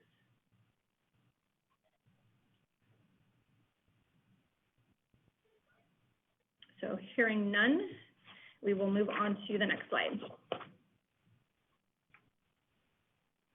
Commercial real estate signs are governed by Section 23-743-085 of the Rancho Cordova Municipal Code. The regulations on the screen before you basically state that a property can have one on-site sign for sale or lease per property frontage, 10 feet in height, 32 square feet, set back 3 feet from the right-of-way, and it cannot obstruct the visibility requirements for driveways and intersections. Some of the issues that have been raised that we've heard is the duration of time. Our code does not state when these signs have to be removed, so we generally see them placed on a property for long periods of time when maybe it isn't for sale or for lease. The other question that has come up is signs facing two street frontages and if it's permitted. So our code actually does address the second part of that. And if you do have two street frontages, you can have two signs, one that faces each frontage. What we don't have is a duration of time. So additionally, just to note is that legally, the state law when it comes to signs is very complex. And so we have the ability to regulate in terms of the size and location. We have to allow them to have some sort of for sale or lease sign, but we can regulate size.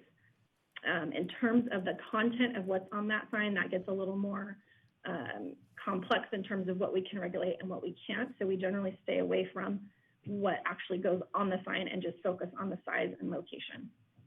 Next slide, please. In terms of the potential code amendments to address duration, there's three options that we've taken a look at. And one is transaction-based. So this means the sign is removed on the day that the property is sold or leased. The next one is a time-based sign removal. So within so many days of close of escrow or a lease being signed, this option is similar to the first one. It just allows some additional time. And then the third would be a maximum time period. So setting a specific time frame of 3 to 6 months. Removal is required upon a transaction-based sale or lease. And then if they reach a max time period and need additional time, we could potentially address that through the issuance of a TUP. All three of these options have some enforcement and tracking concerns. We could put a duration of time in there, but if we don't have the ability to track them when they come in or when they're placed on a property and when the transaction happens, then it becomes an issue of not really being able to enforce it. So one of the suggestions, and while we don't like to require another process, is maybe a no-fee temporary use permit, which would give them the ability to place the sign on the property. We can track it and we can enforce it when they hit the time frame. So that's something to keep in mind when we're talking about duration of these signs on properties. Additionally, there's 2 other amendments that staff would suggest is one, adding a definition of what property frontage actually is, and that will help specify that it's 1 sign per property versus 1 sign maybe per building that's located on a property. And then the next amendment would be to increase the right-of-way setback from 3 feet to 5 feet to allow some additional space between the right-of-way and the actual sign. Next slide, please. So on the screen before you are those 2 questions I asked at the very beginning, one regarding the process and practice of HOAs, and the second being the potential amendments. I can answer any questions you have. That concludes my presentation. And there's other stuff that is available if there's some additional questions regarding enforcement or long-term maintenance of the signs, or in working with our brokerage community and how we'll get this message out to them. So, Go ahead, Linda. a couple of us have talked about this business about real estate signs, and it just, you know, David has used the phrase that it looks like everything in town is for sale because there's so many real estate signs out there, and there is no commercial broker that does not put up too many signs, period. When you go down the street, and we do have some large frontages, like if you've got a shopping center, you're only allowed to have a sign every 300 feet. A monument sign of some sort that advertises what's on that shopping center. But there doesn't seem to be any limit like that on commercial real estate signs. Curiously, one of our most egregious violators has actually come up with a logical solution. The problem is he doesn't use it all the time. But if you'll notice, there are properties that are advertised with yellow signs that where on the monument sign for the property itself, especially when you've got a multiple tenant sign, there will be yellow signs that say for sale, for rent, for lease, whatever. And the problem with that is that they not only put up those signs on the monument sign, but then they also put up a whole bunch of other freestanding yellow signs. So you get 1 million yellow signs on a piece of property. So my number 1 suggestion would be that, Darcy, as you said, either 1 sign per property, per street frontage, or use the monument sign that advertises the building or whatever is there, and either put your signage that you have space for lease on the monument sign, or put it on 1 freestanding real estate sign that belongs to your company, and it can't be up more than 3 to 6 months at a time, period. These signs are up for years. It's ridiculous. Yeah, I think the signs have become just an advertising method, not even for the space, but for the broker. Because if you drive around Rancho Cordova, you'll see many signs that don't even say what they're advertising. They just say the broker's name. Yeah. So you don't know what the square footage is. You see, in other cases, you have multiple signs per parcel. I think my record's probably seeing 6 on 1 parcel. You know, signs facing every direction, every 100 feet or whatever, there's another sign. There's other cases where you see multiple brokers on the same parcel. Presumably that's a broker with a main lease, and there's someone who's advertising a sublease, and they both put up signs. I know one gentleman here who leases the entire building for his company, and there were still real estate signs up. And when people were coming to visit him at his company, they were telling him, oh, you must be moving. And he said, no, it's just the landlord won't make the broker take the signs down. So one day he went out with a chainsaw and took his own signs down. They weren't his signs, but he took down the broker's signs because they were just there permanently. I know other cases, and I hear this quite often, of people who drive through Rancho Cordova see just millions of these real estate signs and think, boy, business here has never been worse. You know, your lease rates must be horrible. Every building has a sign on it. And in the end, I'm not even sure these signs do the industry any good. Do people actually still rent buildings based on driving down the street and seeing a real estate sign? I think it's almost all electronic for location. I think we're dealing with a remnant of something that's turned into something else. It's not even advertising property anymore, it's advertising brokers. And it's not serving a purpose other than potentially damaging ourselves by sending a message that, boy, everything here is for rent and everybody's moving and there's no business in Rancho Cordova, which is the exact opposite of the truth. So I don't know. I am not a fan of these real estate signs. I have talked to numerous brokers about it who will privately tell you, yeah, they don't really do anything for me, but everybody does it, so I do it too. Maybe we just need to have a conversation either with an organization of them about how we can fix this, or just bite the bullet and say, no more signs.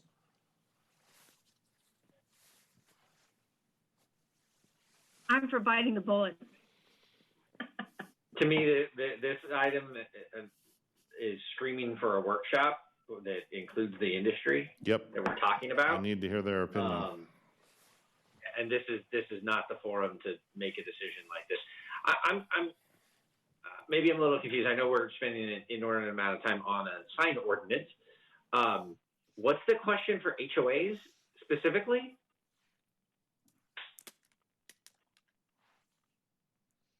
So staff isn't suggesting that we actually make any changes to our practice. This is just an item that at some point council requested us to bring back for a discussion on what the current practice is. We provided an option if the council feels like we need another avenue to be able to better enforce CCNRs when there isn't a common area. So the state law doesn't mandate an HOA formation. So it's merely discussion. We actually don't have to suggest any changes. We can just keep with the status quo of how we're operating, but we just wanted to provide you with an option of if you did want another way to manage CCNRs when there isn't a common area, there is an option out there. Otherwise, the current practice that we go through seems to be working at this point. So we're not necessarily suggesting changes. We just wanted to bring it back because it was requested. Yes, so it's two different items bundled together. Other comments on the sign thing? Maybe we can figure out how to move forward on that. Schedule a workshop. That would be my suggestion. I like the idea of the workshop too. Okay. All right, on the issue of HOAs, clearly the interest there is you want new developments to maintain as much quality as possible, and to have the right structures in place to help them maintain their quality. Landscaping is probably the easiest thing. What you see happen in so many developments is the side yard that doesn't face the front of the house becomes neglected because no one cares for it, and it just becomes a weedy mess with dead trees on it. And that becomes, unfortunately, the face of the neighborhood for anybody driving down that street. There are little issues like that in the design of our neighborhoods and in the failure to have HOAs capable of maintaining things that are a challenge. So I just feel like we need to have a structure in place that allows these neighborhoods to stay healthy over time, so that people don't lose the enormous investment they're making, in buying new homes or slightly used homes here in Rancho Cordova. Otherwise, we sort of run the risk of becoming just any other development in Sacramento County where there's very little, ongoing code enforcement or anything to support the value of the houses, and they quickly decline. If we're going to add as many suburban houses as we're adding, I think we've got to do it in a way that is really supportive of those homeowners and their investments. And be sure that those property values don't drop precipitously over time. My only comment to that, and I know, David, you're a big fan of HOAs, and I live in one, and I can tell you that there's probably from having not lived in an HOA to living in an HOA, the number of homes that aren't maintained well, aren't taking care of their yard, doesn't seem to be any better, in my opinion, in the HOA that I live in now, than when I lived in Lincoln Village. Maybe slightly better, but you can, a house can end up as an eyesore. My neighbor's home sold 6 months ago, and the new tenants, because I think the other ones were renters too, you know, they went months without mowing their lawn or watering it. So, I mean, if there's some additional enforcement stuff or ideas, I guess I'd be open to it. But I just feel like your expectation of what an HOA can do, to me, seems a little oversold. Now, having lived in one for 4 or 5 years now, that you get people that just don't pay attention and don't follow the rules, and you know, I don't see it being, you know, that much better than not being in an HOA. Oh, I want to speak to a sort of similar thing. When you don't live in an HOA, it seems like the panacea, the solution for everything. When you do live in one, it has significant weaknesses. There are, as near as I can tell, what I think were 4 originally here in Cat Village have consolidated into 2. And without getting so involved that somebody says, oh, well, if you could do a better job, you come sit on the board, you know? Yeah, you got to be careful what you ask for. But they have trouble getting board members to serve. They don't seem, I mean, of course, we're very bad ones to talk about it because we live our lives with process and meetings, but they have no clue how to run a meeting. They wait and wait for board members who are not coming to show up. So they make the general public, who's supposedly there because they're being fined for something or other they did, they make them wait, and that means everybody else who showed up for the regular meeting has to wait, which ends up that nobody goes to the meetings because it's such an arduous task. And like Donald said, every street still has a house that does not maintain its front yard or its bushes or keep it neat and tidy. And it just, you know, it's really very sad. It shouldn't be that way, but that's the way it is. Yeah, I mean, David, I'm not saying that you're wrong. I'm just saying that to Linda's point, it's not a panacea. Like it's another layer of enforcement. If the city can't get to them, that maybe the HOA can convince them to do it too. You know, when I had a neighbor that had a barking dog, you know, I didn't want to call code enforcement because I didn't want to waste the city's time. And I called, you know, the HOA, and they said, you know, we'll send off a letter, but, you know, call code enforcement after 20 minutes because that's a nuisance. And I just wanted the HOA to try to deal with it, right? Because I talked to the neighbor multiple times, and other neighbors had too. So there's times where, you know, the HOA is not going to fix it either, I guess, is my point. If there's specific things that you want as part of it, then great. And if it's, you know, common areas and trying to figure out a way to, I'd be open to it. But again, I would say, if we're going to look at that policy, because then we should look at the bigger policy and actually maybe come up with a policy around HOAs and new developments. Because I know, David, you have said on multiple times, like, we have a policy that we require that of new development. I've never agreed to that. I've never voted for that, and I've never said that out loud. So we should be saying we all agree on something. So if we want to have a bigger, deeper discussion about HOAs, their effectiveness, and what our policy is for new developers, I'm open to that. But that again, I would say would be a workshop to talk about the pros and cons and how developers, you know, approach these. Because Amazon is a great example. They fired their management company just about every year that I've lived here. They fired and had to hire a new one. And then there's a ramp up period where the management company is trying to figure out, you know, how they're doing enforcement, like in the villas where I used to live, where you couldn't put your trash can in your backyard. And so every year they'd fire them, and in January everybody would get ticketed for not having their trash cans in the backyard, and the management company would tell them all to put their trash cans in their garage, which is illegal and against health code. And then we would start the same old kabuki dance for the rest of the year until they fired the company at the end of the next year. So they're just about as dysfunctional as any other organization. I mean, I can remember the other HOA that I lived in Rosemont, and I was considering running for school board, and I went to an HOA meeting, and my wife made sure to tell me, you can run for school board or anything else you want, but you are not going to serve on this thing because of how insane the people were. So yeah, there's pros and there's a lot of cons to the formations of those things. And it's also, I'll be just really honest, there's a lot of people that when I talk to about moving into Rancho, the one place that they wouldn't buy a new home in would be in Anatolia because they don't want an HOA.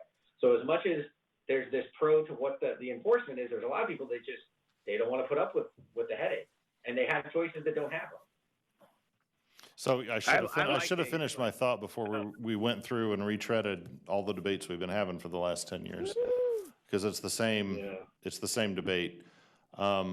The problem is that you guys have just outlined is that HOAs are imperfect. Now, I happen to live in one that's highly functional, so that's great. I think Gold River is probably highly functional. That's great for them. But what the problem is, we are unable in our new neighborhoods to set any kind of a standard about what maintenance is, other than the same standard that we apply citywide. That's what state law basically tells us. Unless you have an HOA in place, and there are certain forms of an HOA that you could have in place that can have a higher set of standards, and frankly, homes are sold with so-called CC&Rs that are unenforceable in all of our neighborhoods, but builders sell homes saying, hey, look, you live here, your homes and all your neighbors will be maintained to this standard, and then of course they aren't. It's a bait and switch. Because the HOAs are either absent and the CC&Rs are there and unenforceable, or the HOA is non-functional. So what you need really is, Donald, what you started to say, is a city backup to an HOA. Could you put an HOA in place that allowed the city to step in and enforce those higher standards for that neighborhood for which the owners had agreed when they moved in to enforce the things that they thought they were buying when the HOA fails? That would be the ultimate solution to this that would allow the city to actually guarantee that certain things would be maintained in that neighborhood. Because otherwise, without that kind of a structure, without an HOA that the city could back up, it's just wild, wild west. And some people are going to like that. If you're interested in long-term property value, you're not going to like that. If you're interested in low crime and high school test scores, you're not going to like that. But some people don't have those as priorities. So the question we have been out is, as we build more and more suburban Rancho Cordova, how do we guarantee that that stays more valuable than the older suburban Rancho Cordova that we're investing so much in now, trying to bring back up to a higher standard? And this seems to be the mechanism. It's interesting that how tonight has come full circle, right? We started off with a presentation from code enforcement and talking about what were priorities and what weren't, and what were lower priorities that we would get to as we could get to them.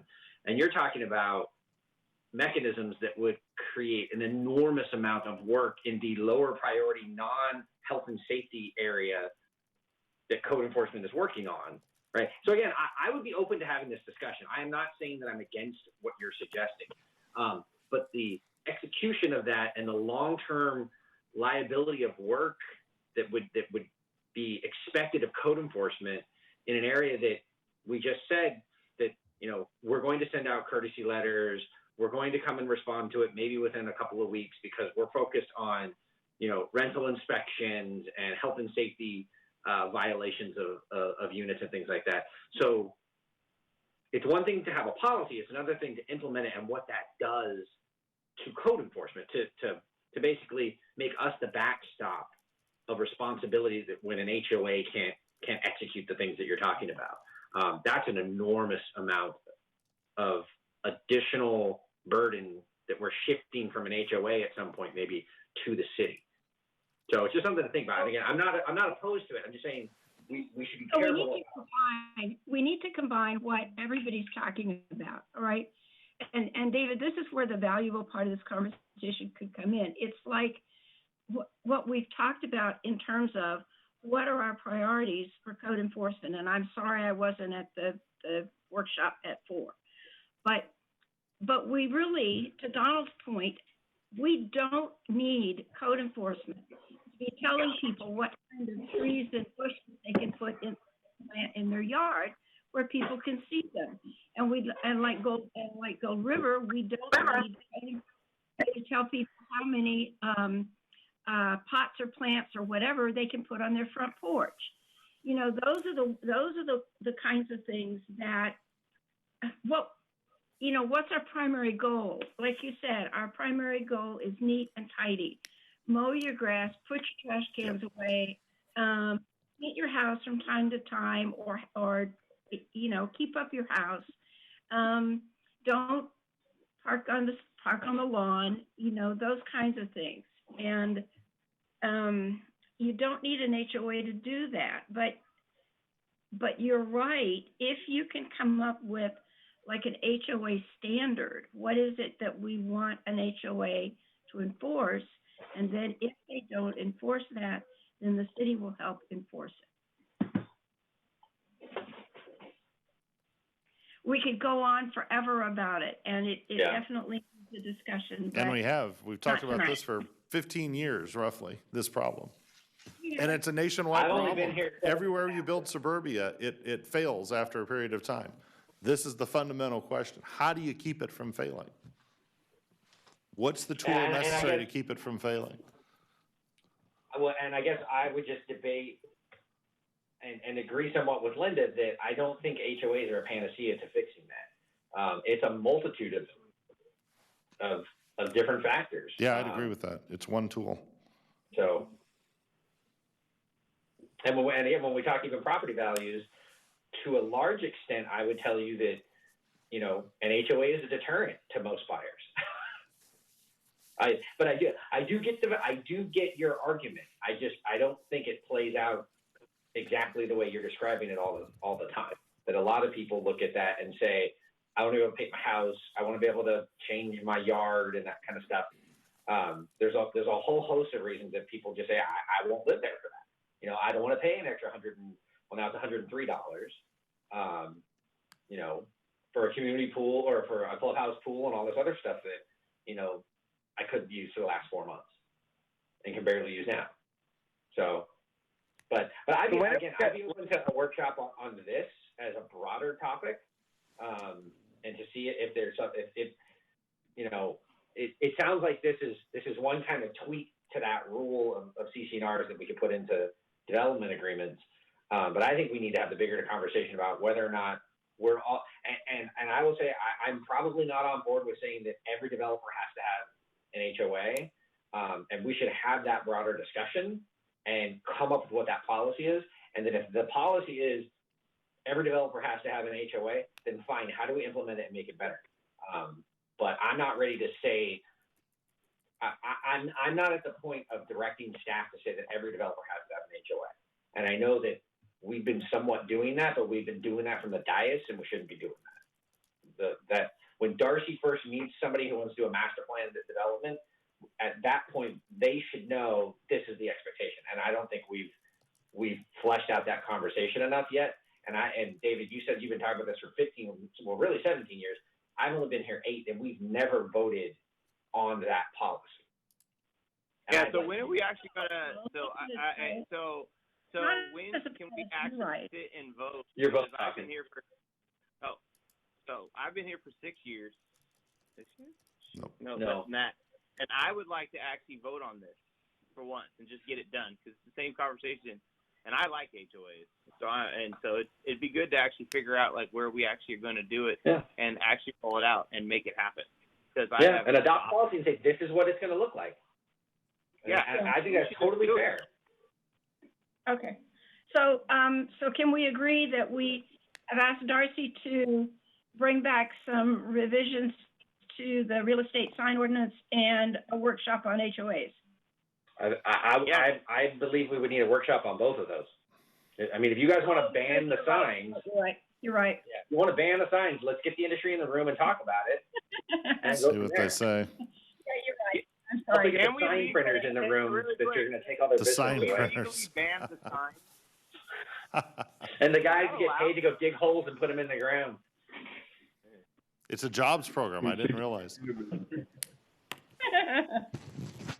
Surprising. During my time of overseeing a real estate company at my nonprofit, I will tell you that, you know, it is an industry. You know, you pay $15 for them to put it in the ground, and you pay $5 a month to have the signs, you know, sitting there in somebody's front yard. This is for residential. I don't even know how it works in commercial. But those are people's jobs. Yeah, it is. So we don't need a motion on this, do we? No, this is just direction to staff. Darcy, did you get everything you needed out of this and more? I got everything and more in the kitchen. I'm clear we need to come back with a workshop On both. Yep. Yeah. Okay. Mr. Mayor, if I may Cyrus, just go ahead. ask a very quick question. We have a long list of outstanding items. If this item isn't coming back to the council for another 5-6 months, is that okay? I think so. Colleagues, you don't have any objections? Fine with me. You got a couple of master plan developers coming to us in the next. Thank you. We 3 or have 4 months? quite a few items kind of lining up. No, the so- question was, do you have a master plan development coming along with this would impact? Who knows? I'm not in a rush to do it, but I think we need to do it. All right. As long as we send out somebody with a chainsaw at midnight to eliminate some signs. Let's go on to item 16.5. This is a resolution for 180-day wait period exception for hiring a retiree as a temporary extra help employee under government code sections 7522.56 and 21224. Staff report. Hopefully brief. I move we approve the resolution. Ah, excellent. Second. Is there a second? Is there any objection? Is there any public comment? Sorry. Roll call, please. Sorry for anybody that wanted to be a presenter on that. Does anyone want to hear from Dang Brenda? No, thanks. Sorry, Brenda. Brenda.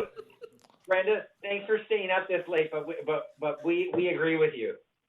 Excellent. Yeah, moving on. There you go. Glad to hear it. Glad to hear it. Okay, so I have a motion by Linda and a second by Donald. Our vote, Councilmember McGarvey. Aye. Councilmember Budge. Yes. Councilmember Terry. Aye. Vice Mayor Gatewood. Yep. Mayor Sander. Aye. Thank you. Council requests for future agenda items. Hearing none, we're going to adjourn to closed session. Wait, I have two. What? What? All right, go ahead. I would like to bring up homeowners association, and I'd like to do it on signs. Real estate signs? We already did that. All right. Moving on. Yeah, we're good. We have closed session. So That was item guys, 17. We are going to adjourn to closed session.